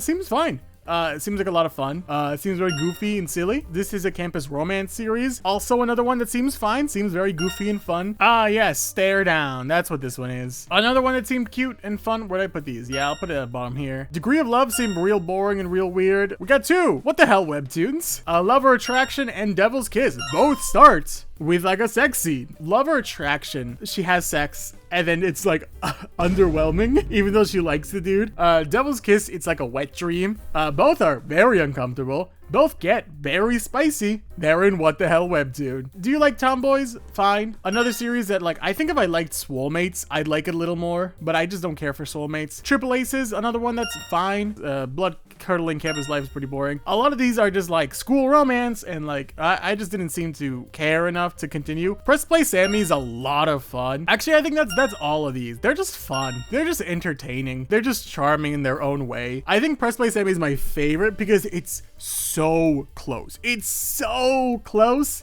to being a true love triangle. A classic love triangle is really just two guys falling in love with the same girl. I know people are gonna call it, oh, it's a love angle. Oh, it's actually a love corner. Those are both stupid. This series has a dude who likes Sammy. Sammy doesn't like anyone, but then we have another dude who likes the first dude. So it is still not a complete love triangle because Sammy does not like the dude who is gay, unfortunately. So it's not a complete love triangle. But I think the best option is for both the guys to get together, and that sounds amazing to me. And now we're back to there's no rhyme and reason for this stuff. Oh, there's a little bit of rhyme and reason here. These two are from books. Practical Guide to Being Evil, great. It's very lore heavy, but not in an annoying way. I'm a boyfriend rule in great. I'm gonna put that at the bottom of great because I'm gonna put it up at fun actually. It's lore heavy, but not in a confusing way. Like I talked about like world building with Miriam series before, but the difference is it uses very simple terms to explain very big deals. Same thing with Paranoid Mage. Very fun series. Honestly, I think I like Paranoid Mage a little more. Wait, how much do I like? Do I like Paranoid Mage? I do like Paranoid Mage a lot, though. I really do like Paranoid Mage a lot. Magic, it's very Men in Black, but instead of like aliens, it's magic. And this dude's rebelling against it. Very fun. A Flame Reborn. A lot of fun as well. Actually, it is. Yeah, fun is where I'd put this series. Here, fun. Very like Lazy Lord Master Sword, like Sword Auras, Knights. It's a regression series, so that's a lot of fun as well. We love ourselves some regression series. Here we have a life-changing turn. very cool. I think I'm gonna put it at the bottom of great, even though I'm not reading it. It's a series that I think is really cool, where it's a series where the female lead sucks. She's terrible. She's rich. Her father's a politician, but she bullies like everyone in her school. Her dad gets her a new car and she runs someone over. And then someone starts texting her like, uh-oh, I saw what happened. You killed someone. And it's like she's getting blackmailed and all this stuff. Like there's someone in my class who's blackmailing me. It's very cool. I think it's a pretty cool series that I might go back and pick up. I think anything fun and up, I might go back and check out, or at least stay updated to see what's going on. Angel of Death, genuinely though, fantastic series. Solid series. Yeah, Angel of Death loses a soul on Earth. He has to go investigate and find out. And then it's like the slow burn romance of the Angel of Death and the sister of the person whose soul he lost. And something I like is that she finds out like episode 2, she knows he's the Angel of Death. She constantly thinks he's like tricking her, and he's having like a full breakdown like, why am I feeling these feelings? What is going on? It's great. I genuinely do love it. I think it's one of the better romance series that came out this year. Asara, yeah, just that, Asara. It's a martial arts series. I missed it. It does lore heavy a little bit too much for my taste, but something I think is really cool about the series is that it, this should be further down. It's, yeah, our main character is super strong, yada, yada, yada, but it takes a boxer approach, or the boxer. The focus is not on him. The focus is on like the different places he's going to. We follow their perspective, and then usually he comes at the end to like solve the problem. And I think that's a very cool way of doing it. Here we have what I like to call action for action's sake. These are series that they fight, and they fight to fight, and that's kind of the main deal.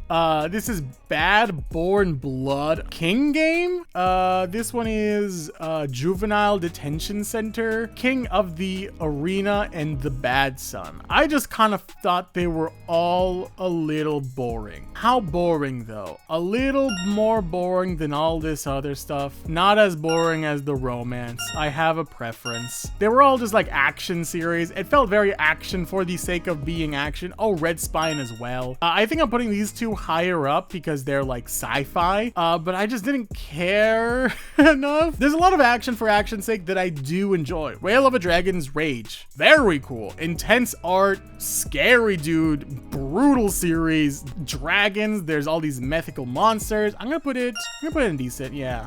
Same thing with, where is it? Where's the Executioner? Here it is. It's another revenge series, but we take place in a superhero world instead of like a fantasy world. They both want revenge, I think, for their sibling, except this dude, I think Anita in Whale of a Dragon's Rage, he takes revenge on the Wings incarnate, so he's gonna go fight them. The Executioner follows a dude who's like the #1 hero after like the #1 villain killed his entire hero gang, but his hero gang's like, no, we don't kill villains. And then the #1 villain escapes and then kills his brother and basically everyone in the prison, so then he becomes an executioner to kill a bunch of villains. We have the Key Sisters, I guess. We can knock out the Key Sisters. The Key Sisters is just fun, and honestly, that's fine by me. It could just be goofy. They're allowed to just be goofy. It'll always make you laugh. There's a weird Maru is a Puppy reference in it. Oh, and speaking of Maru is a Puppy, there's a lot of series that have that same vibe to them. Humanoido is a series like that, where it has a very similar Maru is a Puppy vibe to it. Girl stutters so much that people think she's a robot, and an actual robot's like, you're a robot, let's make an alliance. Plus One, another very fun series, another very goofy series that can be a little serious because it's about like having a baby and like the difficulties that can arise from that. Balin and Liu, another series that's not for me. I don't think it's boring necessarily. I'm gonna put it up here somewhere. Yeah, I'll put it right below the isekais, right in front of the horror. BL with a merman and like a researcher. Seems fun, seems cute. It was a Canvas series originally, and then it got adapted to an original. Speaking of Canvas series, I know Glaciate had that same thing. It's not boring. I just think it's not for me. Wrong Quest right here. It's fun. It feels a little like those D&D memes you read on like Instagram and Twitter, but they're just drawn now. That's kind of what Wrong Quest is. There's nothing more to it. There's not like an overarching story or whatever nonsense. It's just fun and goofy. Yes, Say the Right Thing. That one seemed pretty good, honestly. I just didn't want to read it. It's a black and white series. I think it will be the biggest downside for most people. Very magic world. Soulmates as well. When the soulmates first speak to you, they their first words are on like your arm.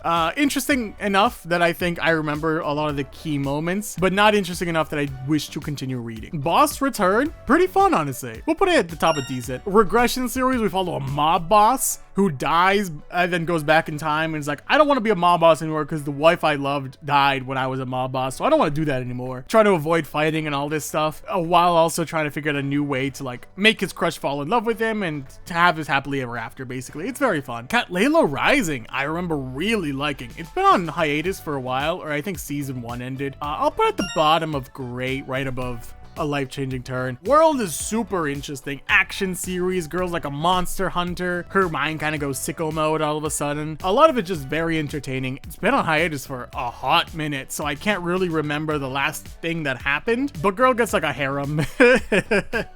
Children of the Vampfield by Dark Moon might be a music video thing. I don't understand it. People in the comments say, oh, it's just like the MV. Anyways, it's okay. It's all right. I'm gonna put it at the top of fine. Roots of the Heart, I think I might have judged too harshly right off the bat. He's just so edgy, guys. Like, my goodness, is he so edgy. Roots of the Heart follows like city boy going to like a farm village, but then he's like, I hate it here. I hate you, mom. I hate you, sibling. I hate you, all new people that I don't know. It can be hard to write earnest edginess. I'll say it makes your characters really dislikable, especially just right off the bat as the main character, just earnest edginess. That's why I think like John Doe works from Unordinary. John Doe works from Unordinary for a lot of different reasons that I've explained very in-depthly recently, but that's because we built into edginess and then built out of it kind of vibes. Here we start with like pure edginess, and it could be a lot right off the bat for anyone reading it. I can understand not enjoying it because the main character was so dislikable, but I think that's a lot of series where it starts so dislikable and we get that change into someone better. Snow and Briar, I think, has that same vibe to it where we follow someone who's kind of unlikable, but they do it in a very like Emperor's New Groove kind of way that makes it a lot of fun to see like, oh, here's this dude who sucks, who's super pretty and everyone falls in love with him, but who's just kind of an awful human being, and we experience him growing and changing and developing over time. It's genuinely very interesting. So the edginess isn't too bad compared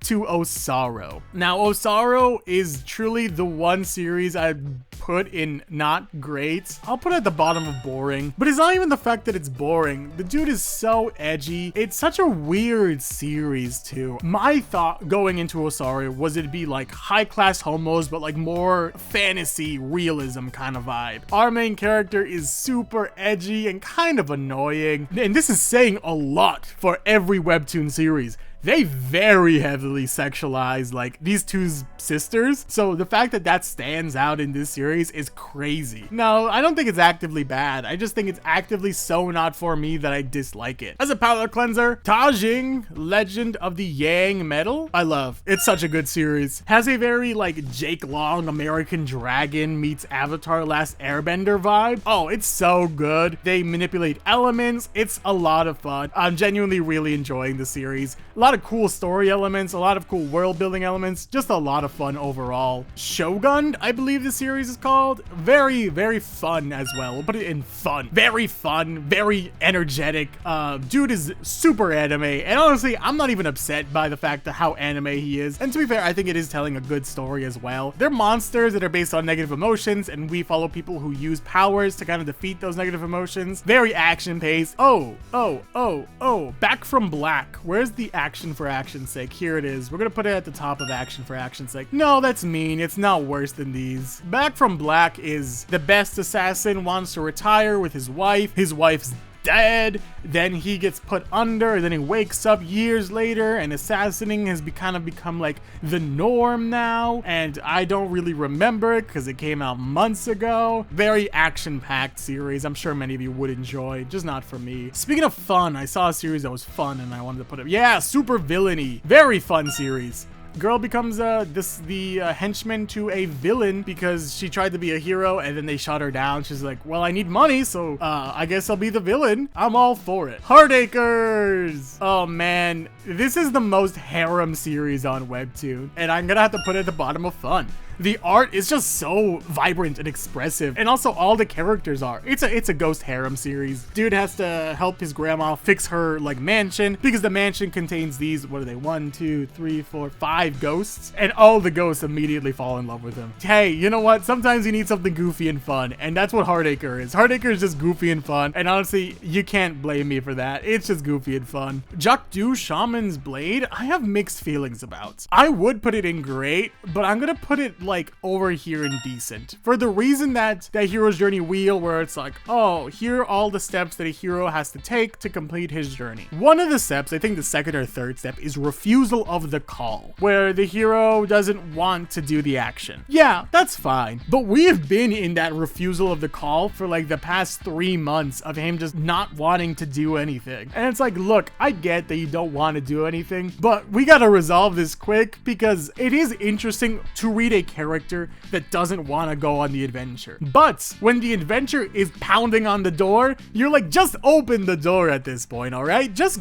go on the adventure, okay? Just go. Okay, let's do this. Let's talk about New Magical Me. Where is New Magical Me? New Magical Me genuinely, right? Genuinely could have been fine. It is genuinely really good. I genuinely really like New Magical Me. Now, here's why. New Magical Me is a Magic Girl series, right? But we start at the end of the Magic Girl series. Them fighting and defeating their final boss, their big bad of the series, and their leader dies. So we cut to 8 years later, and we follow like kind of usually the second magical girl that you get in the series, down on her luck. She's not doing so hot. She's going through some like mental problems. She's going through some depression. And you know, there's this moment where she goes to visit her leader's like statue they erected in her honor. Is like, I wish it was me instead of you. And then the big bad comes back, right? And she has to go fight it, but then her leader comes back. But her leader has transitioned from a girl to a guy. Originally it was Erica, now it's Ricky. Him coming back after 8 years. It could have been very easy to make Ricky 100% in the right. It could have been very easy to be like, well, Ricky is trans, so whatever he did was obviously the correct thing to do. The series instead holds Ricky accountable, because for 8 years, everyone who loved him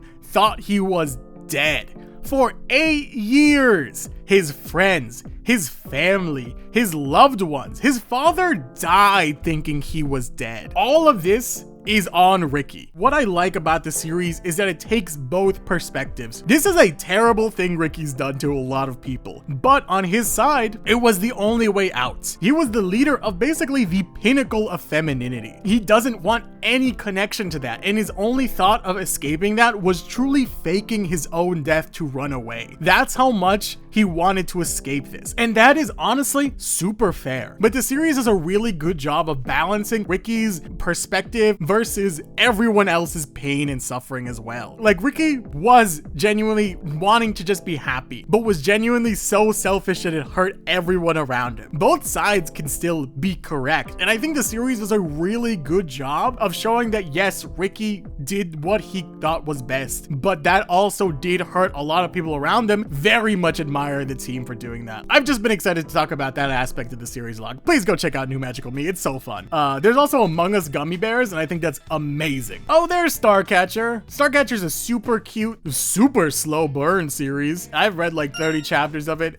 They're genuinely like kissing and smooching and like hand holding and cuddling, and they're still not together, and it's like, that's crazy. You might notice that there's just like this long line of like royalty kind of series. Yeah, I'm just avoiding these because I genuinely have forgotten what some of these are called. Sorry, I can't distinguish between blonde girl, pink-haired girl, red-haired girl. We're gonna talk about San Ari and the Reaper instead. I like San Ari and the Reaper. Yeah, we'll put it here. Part of the reason I'm doing this tier list, and part of the reason I did this idea of let's talk about every series, 307 series came out. I didn't know that when I started, but you know, and there's a good chance you've missed, I'm gonna say 300 of them. And part of what I wanted to do was remind you, hey, these series are good and they are worth checking out. And I think that's the same thing with Ari-san and the Reaper. They're Very colorful, very bright, very expressive series. All the main characters are hunting this one dude for different reasons. One dude is like his student, the other one is the Grim Reaper. It needs to hunt him down before he becomes a monster. And the last one's like his younger sister, or maybe like his younger cousin, someone related to him. They're all hunting him down for their own selfish reasons, but they all combine into one group because they need to work together to find him. My Exes Fell For Me is just goofy. It's just goofy, and I'm gonna put it at the bottom of fun. I'm not reading it, but when I was reading it, it felt a lot like potato chips. Super airy, and really there's not a lot of depth to it, but you can keep on munching on them and not think about the hour that's passed by when you've read all the different series. They're just so like junk food, and just keep on going and going and going, and it's just like gonna make me chuckle from time to time. Goodness, we're getting to some series that are really good and some that I just don't care enough to remember. Return of the Hound, I remember being boring. It's on the same level as Why I Quit Being the Demon King. Insectoid, I'm gonna put not for me because it looked pretty cool. I'll put it above horror, like superhero bugs basically, and that looked pretty interesting. Oh, this is the dude who befriends someone from the void whose name's like Jerry or some nonsense. Yes, my best friend is an eldritch monster. Yes. So this is the world where you can only use magic if you have like a summoner, or you have like a summoner companion, and he summons a creature from the void named like Henry or some nonsense. It's so stupid. I genuinely think it's fun though. I think it's pretty goofy and entertaining. I'll put it above Steel Eater Player. I didn't continue reading it, but I remember it being a lot of fun when I did read it. Mindful Love, it's like a romance taking place in the brain. We follow anxiety and depression, was it? Just not for me. Yeah, I think that's a fair place to put it. Just didn't care enough to continue. Oh, I like Potion Witch. Potion Witch is a lot of fun. Very Spy X Family type series. I'll put it in great. Very, very fun series. Girl is a pharmacist by day, but like witch by night, who's like dealing karmic revenge kind of vibes. More of a vigilante. She has to team up with a police officer because of some stuff that's going on. The romance between the witch doctor and the cop is very fun. I do like them a lot together. Oh, I'll put Icy Cooper next to Glaciate. It has a very same vibe to it. Oh, there it is, yeah. We'll put it next to Glaciate. People can transform into like moose and goats and stuff, and our main character can, and he goes over like the borderline or the border or whatever nonsense to like an icy world. Very interesting, but just not for me. Oh, the Scarlet Alchemist I thought would be better. I'm putting it in decent. I thought it'd be better than it is. It has a very Purple Hyacinth vibe. There's just a lot of magic that's called alchemy. Our main character is like a police officer, teams up with this girl who's a Voldrock or some nonsense, and they want to find the Scarlet Alchemist. So they make a team up together to find out who it is, and that's all. I'm reading it now. It just came back. A lot of drama happens between this girl and our main character. She's someone he knew before, but then she doesn't have memories of that life. Either she's just not that person, or maybe her mind got wiped, or something like that. Who knows? Oh, you know what? We'll put Not So Silence next to, where is it? Starcatcher. It has a very same vibe, very charming, very cutesy series. Same vibe as Starcatcher. I think just someone has hearing aids. My Beloved Oppressor. Where's My Beloved Oppressor? Here it is. Dude gets married to this girl to try to kill her father, kills her father. She's like, you know what? You didn't love me to begin with. Let's get a divorce. He's like, you know what? No. And it's very confusing why he doesn't want to divorce her. It's very confusing and very upsetting. Same thing with Starting Over with the Dead You. Very much should not be a romance series. It is a male yandere. Male yanderes are not popular because they are just stalkers, and women have to deal with that enough. Yanderes at the best are just illegal at best, and at worst are very illegal and very immoral. But with a male yandere specifically, it's not the most comfortable situation, I'll say. Tracekeeper, I believe this series is called. I remember Tracekeeper being a very cool world, but a very boring execution. I'll put it near the top. I'll put it above Back from Black. I remember it being cool, but I just remember it not being all that interesting. I guess I will just put it in not for me instead of boring, because I do remember it being interesting enough that like I could see why people people would enjoy it. I just didn't latch onto it for reasons that I couldn't tell you. It just didn't click with me. It didn't vibe with me. But I remember being a fascinating world. Man, I wish I liked Return of the Gods a little more. I read like 30 to 40 episodes of Return of the Gods, and I desperately tried to like let it cook, and it just didn't. Like, I don't know what about it didn't cook the right way in my head, but it just wasn't getting more interesting. It didn't feel like it ever hit that next peak, if that makes sense. I really like The Villainous Tyrant Has Returned. It's a regression series where instead of the female lead going back, it's actually the toxic male lead going back in time, but you realize that he has like his reasons for being toxic, quote unquote. I'll put it at the top of great. I genuinely do really like it because it's a redemption story. You don't get to see a lot of like the person who's realized his mistakes try to redeem himself. So it is a lot of fun seeing that redemption arc and also seeing how he became the person he was. Forged in Flames the Peacemaker, genuinely really good. I love Forged in Flames the Peacemaker. It's just so hard fantasy, but like not so much that it is annoying. Like there's a lot in it, but not so tricky that it is so annoying that you have to wrap your head around this thing. We have dragons, we have mages, we have different types of mechanics. It's just very fun. Oh, right. Cell Swords and Sorcery I thought was weird. It's kind of like Wrong Quest, but it's more gross out humor. And I never liked gross out humor. Like it was never something that was interesting to me. Shirai, dang, Shirai. We'll put it in decent actually. Enemies to Lovers type series following two clans. Girls very embarrassed by a dude. Very fun, very anime. It's hard to talk about that series because there's not much else in it, but I just do enjoy the series. Silvery.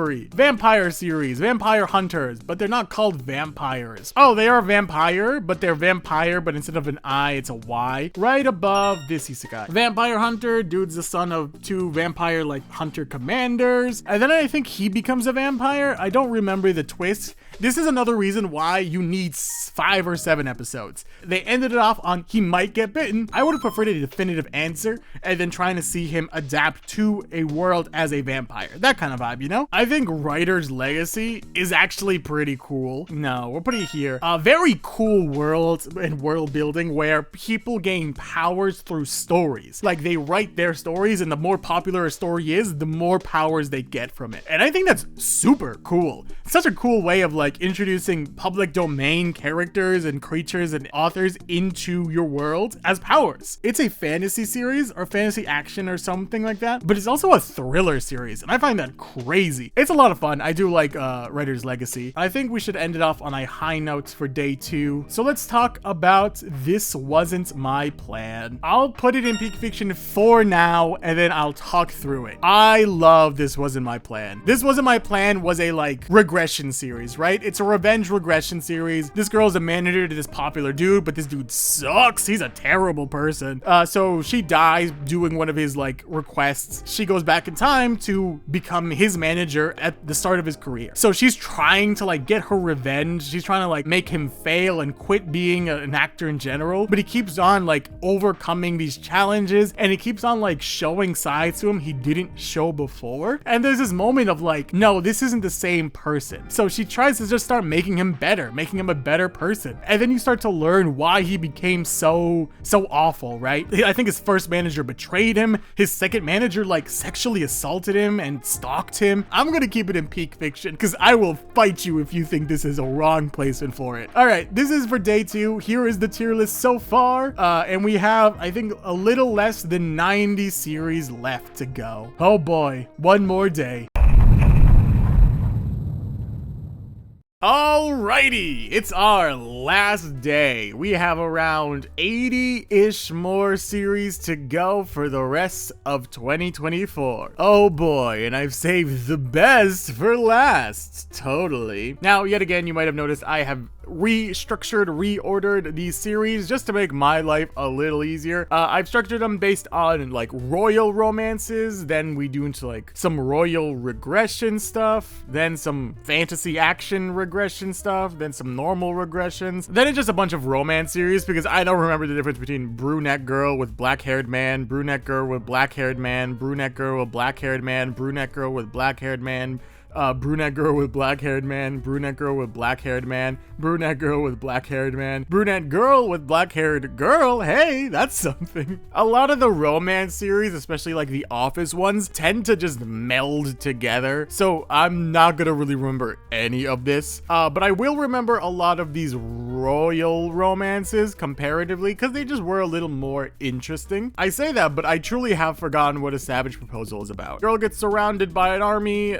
she wants to get married to someone else, and then this dude kills her love, and then they have to get married. It's very weird, what the heck is going on here? Dagger to the Heart, insanely pretty. Oh my goodness, this series is insanely pretty. It's great. I do love their back and forth, enemies to lovers kind of situational romance. I'm gonna put it below Code Demon. Amazing art, and the characters are really fun as well. Oh, this is another one. Behind Her Highness's Smile is super weird. It's such a strange series. Dude does something for the king or the prince or whatever nonsense, and then like, oh dang, I guess, well, give me a sec. I'm gonna go play Marvel Rivals. All right, we're back. Sorry about that.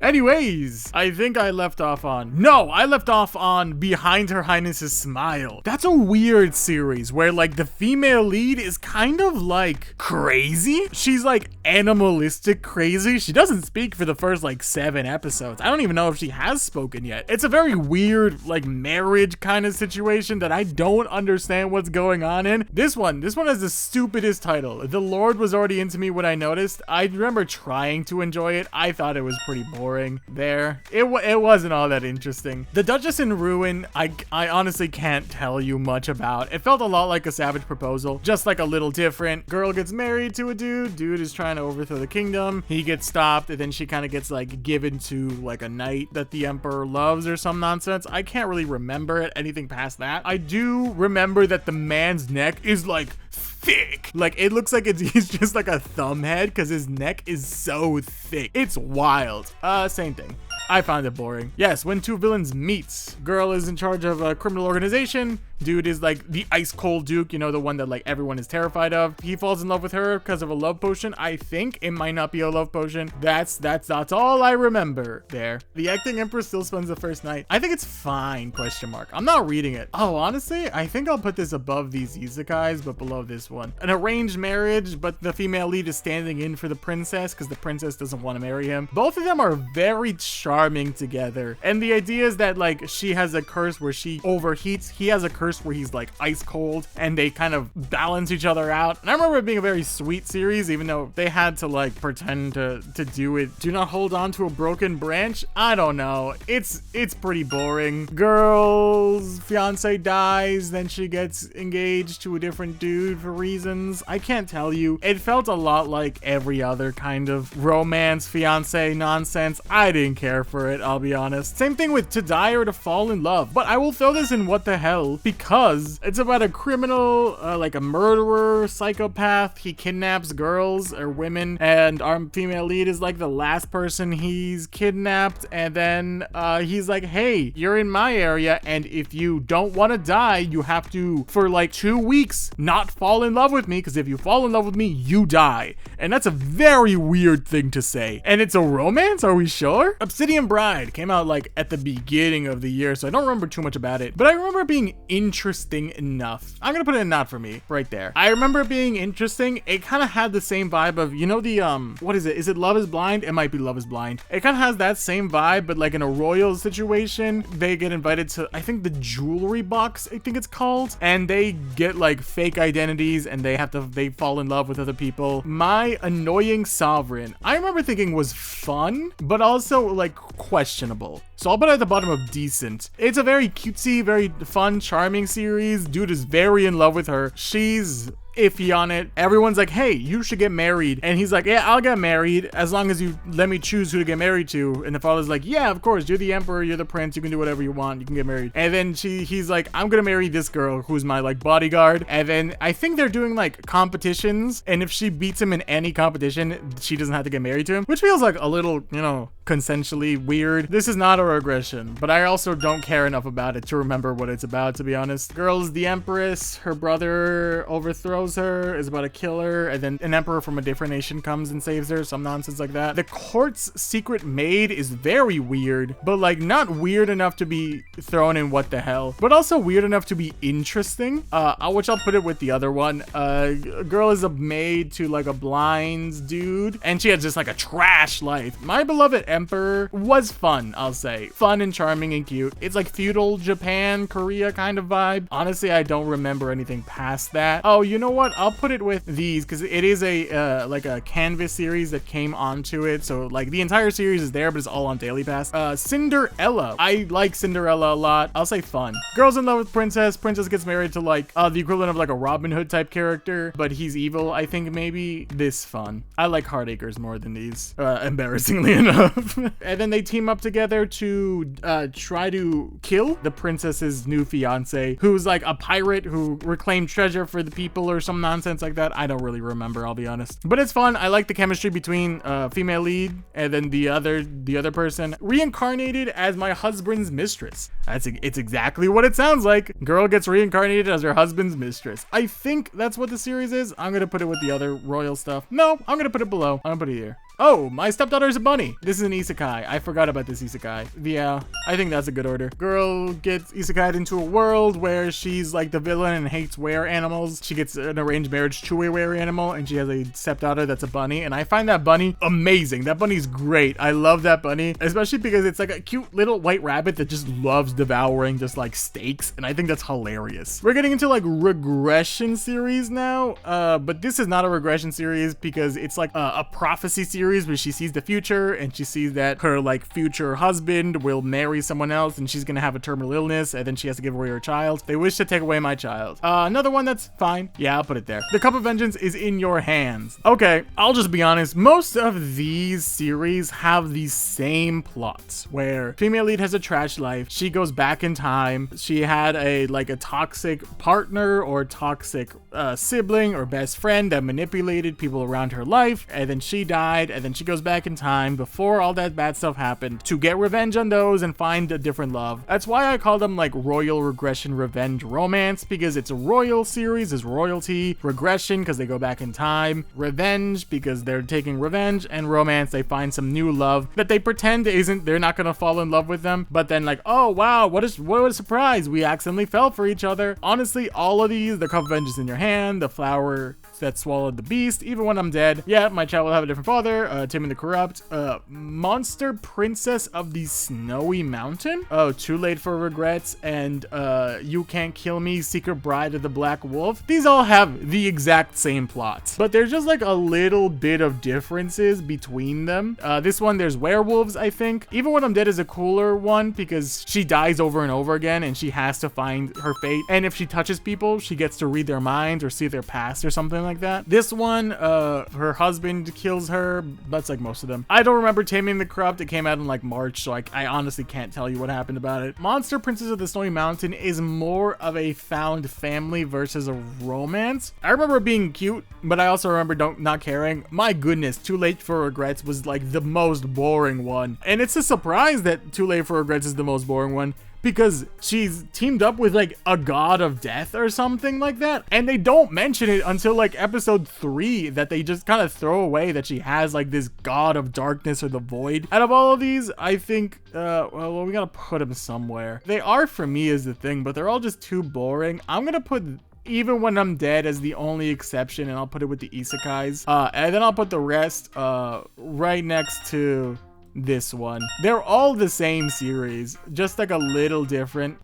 This one I think I'm putting at the no, not the bottom of boring. We'll put that there. Oh yes, this one as well. This one is different, I'll say, but not by too much. The reason for the Twin Ladies Disguise, same thing. Technically she was executed by like the Crown Prince or whatever nonsense. I think the newest arc is like, oh, but he was manipulated into killing her for some weird reason. I'll put this behind here. I think they only say that to make him more more likable so that she can have a harem. She has like, I think 3 dudes that want her. I'll say her current fiance is the best one. If she doesn't get with Rich, which she won't be, she's getting with the prince, by the way. But if she doesn't get with Rich, I'm gonna be very upset. And then we have the regression action series. Remonarch is probably one of the cooler ones where he keeps on dying and going back in time. It's very fantasy, but not like anime fantasy, more like book fantasy. It has a very similar vibe to Practical Guide to Evil. It takes a while to get going, but I think once it has gotten going, it's pretty good. The Reborn Young Lord is an assassin, same team as I'm the Max Level Newbie. It's fun. It's just a lot of fun. We'll put that there. Very fun. It has a very similar vibe to I'm the Max Level Newbie. You know, you get what you want from that series. This is the Regress Mercenary Has a Plan. Not to be confused with Enoch the Shining Tree. Very different series. They do look remarkably similar. Look at these 2 blonde white boys that are young and have white shirts. They look practically the same. The Regress Mercenary Has a Plan is actually, I think, the last series that came out in 2024. Honestly, I just read like 3 episodes and just called it. Very regression series. I'll put it in fine. Above. I should move down this one. This one got boring. Fatal Reset, also a very cool regression series where it's more of a power he has, that he has the ability to go back in time 24 hours when he dies. In world building terms, he has the same lifespan no matter what, but he uses the lifespan when he goes back in time. It's a cool, I don't know why I put it not for me. It's a cool one. I didn't continue reading it, but I think it's probably better than the Scarlet Alchemist. World building, very fun. The magic system, very fun. I think the art style is something you have to get used to. It's not very anime. It's very like old school comics comparatively. So I can see that not being for everyone, but I still think it was pretty good. The Night Only Lives Today, also very good. We follow like such a mediocre dude. He's so average at fighting, but he keeps on dying over and over again, so he keeps on trying and persevering. It goes on and on and on until he becomes strong enough to face one person, not like an entire army. One dude he needs to be stronger than. Oh, this one, the Return by the King is a reverse isekai. I just completely forgot about it because it was so boring.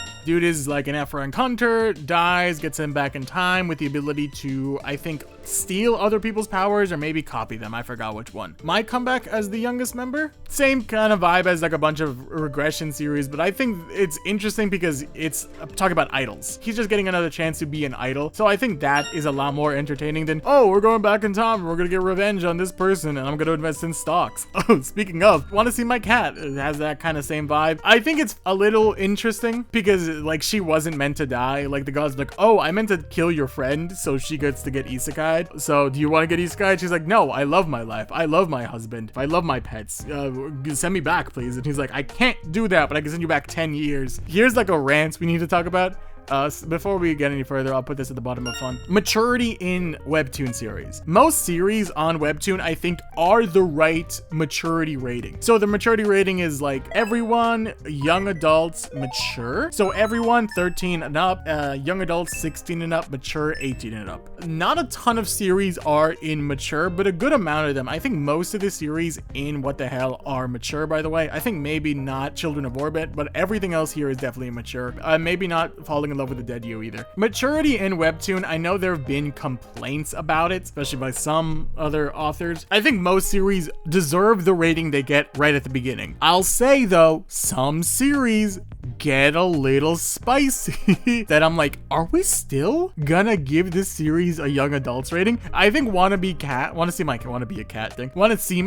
is a prime example of this. I think it was a young adult series for like most of it, and then randomly out of a sudden it got very hot and heavy. I'm like, do we need to change the rating? How does this work? I think every series deserves the rating it has, but there are some series that they progress long enough that I'm like, do you need to change your rating? Goodness, Wedding Strategy. Oh my goodness, I forgot about Wedding Strategy. I remember it being really cool idea. I didn't care enough to continue reading it. I should have like a tier of like cool idea. It's too late for the cool idea tier because I'm gonna have to restructure a bunch of these things. So I'll toss it here. Cool idea. Curl keeps on regressing when she gets married. So every time she gets married, she regresses. So I think it's the equivalent of you have to find the perfect soulmate nonsense. And then she, I think, meets someone who either handles that regression stuff or they are also getting regressed. guess, for some reason. I don't really remember. Can't Get Enough of You? I truly don't remember what Can't Get Enough of You is about. Let me go read my thing. What an awful description I wrote. Is an office romance where the CEO and office worker have an interesting past? What does that mean? I don't remember what Can't Get Enough of You was. So that must mean it was pretty boring.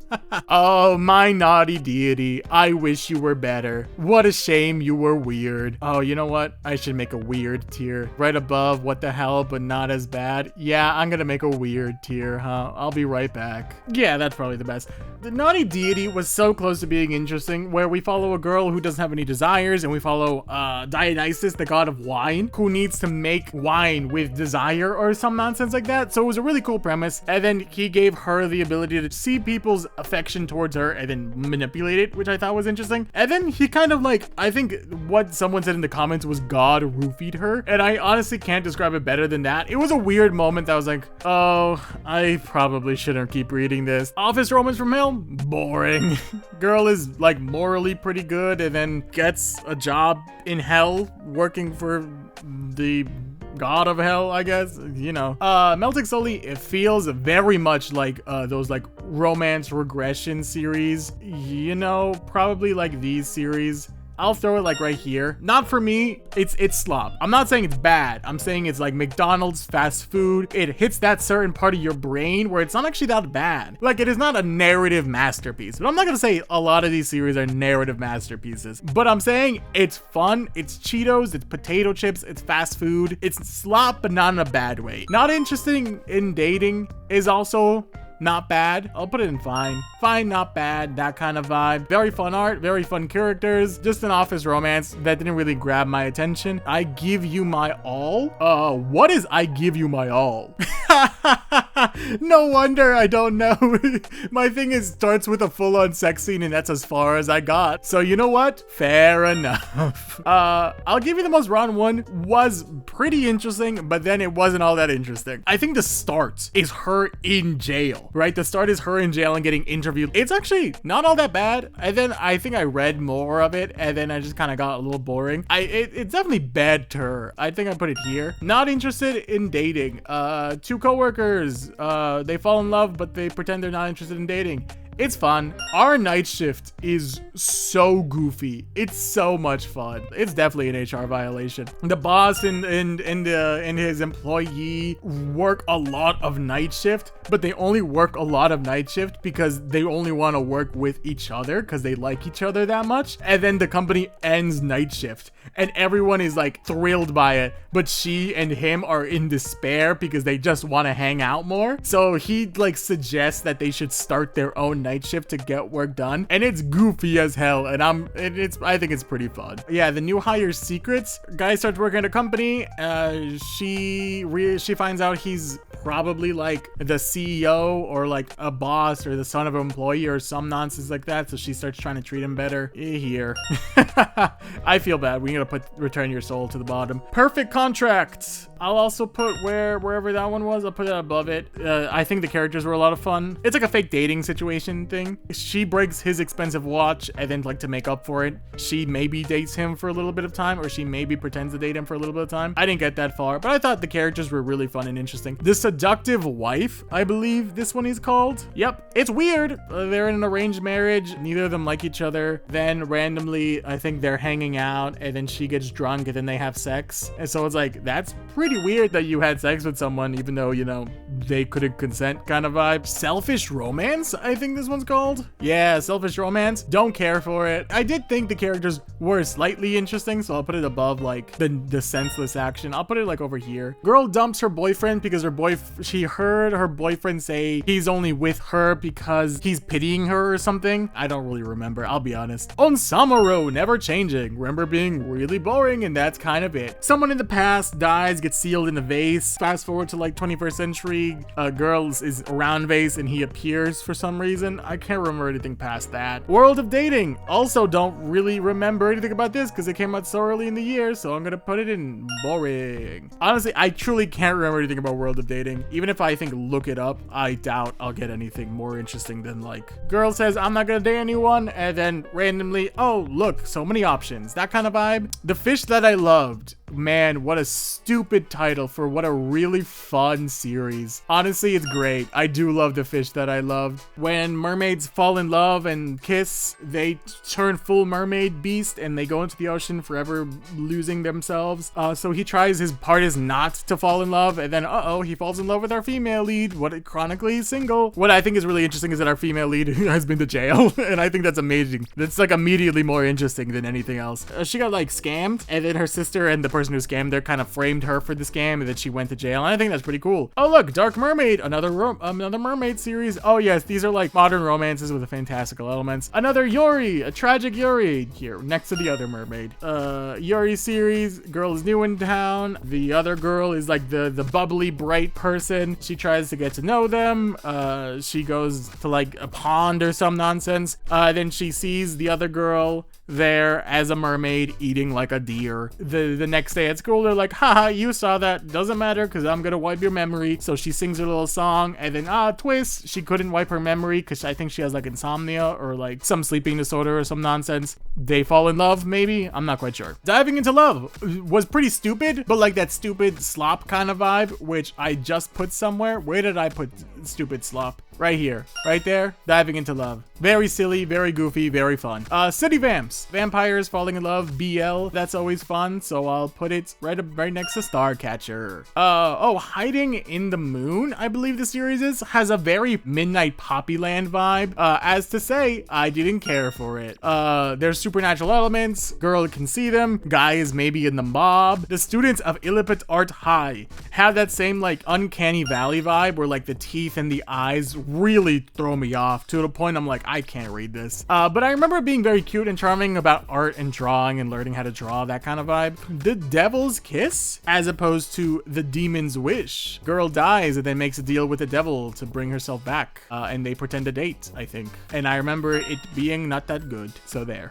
Uni, I Like You. This is one of those like past lives kind of thing. Girl in her past life fell in love with a different girl. So when she sees her in real life, she tries to confess her love. I don't remember anything past that. Very Wattpad-y. From what I remember, it might not be. Yeah, the video game store underneath the barbershop. Very slice of life. I called it hashtag relatable and my audience got annoyed at me. So I'm going to say it's hashtag relatable. I remember being very charming. I think the right word was. Yeah, we'll do that. I Like Father Knows Best. Father gets reincarnated as his daughter's dog and then discovers that her husband is cheating on him and then breaks them up. Well, actually, I'll dump it down a little bit for the sole reason that it is now starting to do we resolved our issues too quickly, so let's add unnecessary drama problem. That kind of unnecessary drama, I feel like there's a lot of other ways you could have taken the fact that her dad is now a dog, but that's besides the point. Stealing Her Place. Very cool horror-esque series. I can't remember what really happened. It's like very popularity contest school hierarchy where you're trying to climb through the ranks and replace the most popular girl when your like mother went to jail for some reason. I forgot why her mom went to jail. I can't tell you why. She transferred to a new school and she wants to like climb the ladder and become the most popular person and take her place. Following Unji, another horror series. I don't think Stealing Her Place is horror, but it might be thriller. I'm gonna put this here. It's like a stalker series, so stalker series are always weird. They always make you feel a little more uncomfortable than, you know, other types of horror stuff. We got some apocalypse series, Hiding Out in an Apocalypse. Fine. Dude builds a bunker, hides out in the apocalypse. That's about it.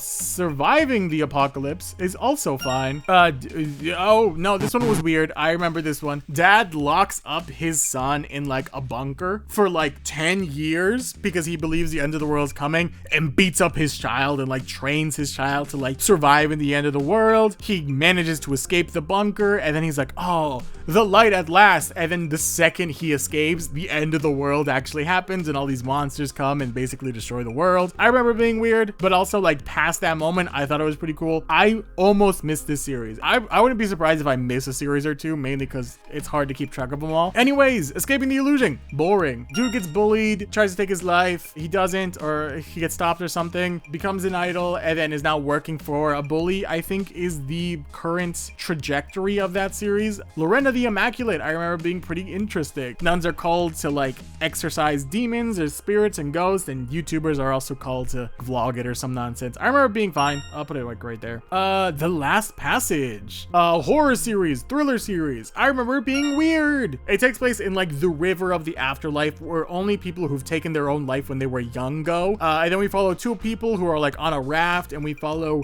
I think, a reaper, people that can bring you to get reincarnated or to like regress or whatever nonsense it is. I think the reason it's in What the Hell is because the first like major island they get to is an island where everyone's just like having sex and drinking wine. It got very weird very quickly. Oh, and also the island, you're not allowed to feel negative emotions. So if you do, I think they lock you up or kill you. That's a weird moment. Enoch, the Shining Tree, I was very close to picking up. We'll put it behind the Yuri Mermaids, but before the Yandere Mermaids. Very fantasy, dude's family dies, he dies, but he gets instilled with like a piece of metal from like undying knights, and he wants to go hunt down the knight that killed his parents. Love Succubus. I think I'll put it in a great, at the bottom of great. Technically speaking, I guess you can say it's an isekai or reverse isekai, where like the human world and Gaia, the world of like monsters, kind of transpose upon themselves, and we follow a succubus who needs to steal the life force from others by falling in love with them or by making them fall in love with her, and she accidentally falls in love with the person she's gonna steal the life force from. Alrighty, next. Dead Mansion. Takes place in the same world as like Manager Kim, Lookism, all of the Dead Mansion, which raises up orphans to be like killing machines for their parents. We follow like the best of the best killing machine child, I guess technically, who was sent to Korea on accident. And then they're like, oh, they found him, but then they're fighting against a different group who's trying to take down the Dead Mansion for some reason. It got very complicated very quickly. It's still a lot of fun. The action's just very intense and very good. God. My Super Eldritch High School Melee Festival, the stupidest name by far. Very goofy comedy type series. Honestly, I can't really remember much outside of that. They fight, they're strong, she's very strong. She's like a moon child or some nonsense like that. I remember being fine. We'll put it like above just roommates. Ooh, My Virtual God is a Teenage Girl is a cool maybe series that is like, I'll put it at the bottom of great. Dude is in a simulation video game, the equivalent of like a Sims game. He has like the worst luck, and then out of nowhere he has amazing luck and he has a great life, and then she comes back because I guess it's been on idle for like years in game, and then she kills his entire family and then rewinds it, and then he hates her and he's just trying to figure out a way to rebel against his programming and kind of defeat her, or maybe make her have a bad life or some nonsense so he can live his own free life. But then they start kind of weirdly bonding with each other. It's getting really interesting actually. Same thing can't be said about Miss Might Mayhem, just like another martial arts series. Dude is crazy. It's a martial arts series. Dude becomes like a killer on accident, I think, because his grandfather dies.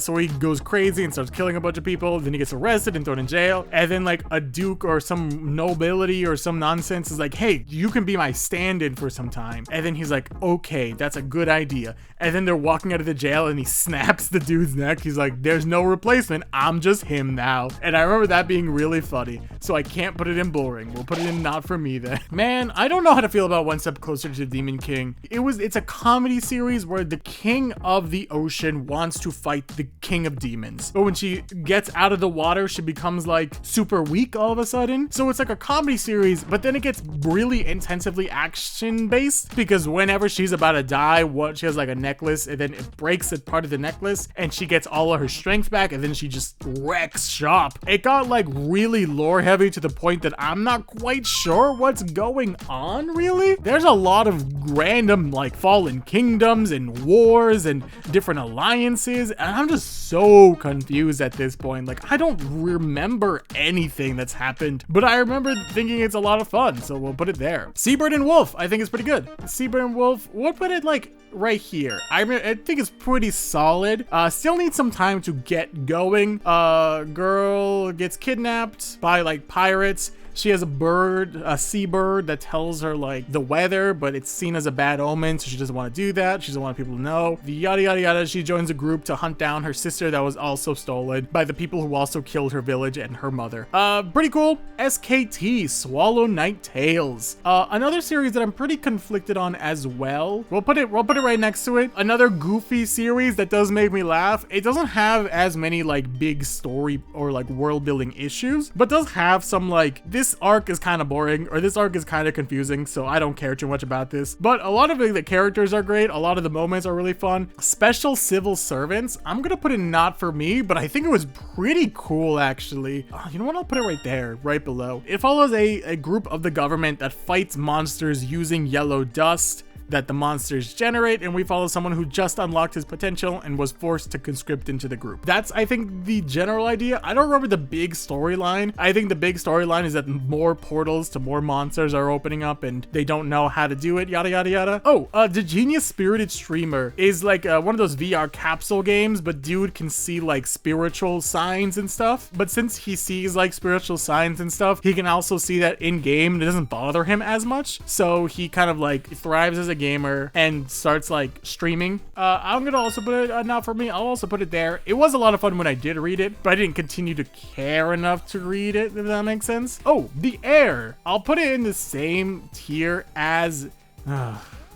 I should bump these two down. I don't like these series as much actually. Here, yeah, down here. Same kind of vibe, same kind of structure, very combat oriented, very narratively combat oriented compared to like the combat for combat's sake. Dude's entire family gets killed. He gets found by pirates. The pirates like raise him up, make him a killer. Then he goes back to kind of get revenge for his family's death. Yada, yada, yada. Oh, the outcast is a fighter. A boxer dies? Does he die? Actually, I don't remember. And his soul gets thrown into the body of like an overweight high schooler and he fights, I guess. I don't remember anything past that. Very Lookism without the narrative focus. So we'll put it, yeah, right there's fine. Oh man, I don't know why I found the Superhuman era really boring. It's like there's cool fight scenes, there's superpowers, action based, man, but man was it boring. I put it next to action for action's sake. We have the last one. The last series, technically this was the second series that came out of 2024, but the last series I'm gonna rank. It's pretty good. I do like We Are 101. We'll put it at the bottom of great. There's like monsters, there's like cool action scenes. Oh, you know what a good example is? Hand Jumper, where there's aberrants. Powered people are kind of forced to join this group of cops. Very similar vibe. There's like this big moment that happens that mutates a bunch of humans to give them powers or kind of shape them into monsters a little bit. And then we follow police officers who fight against this group of people who are like making these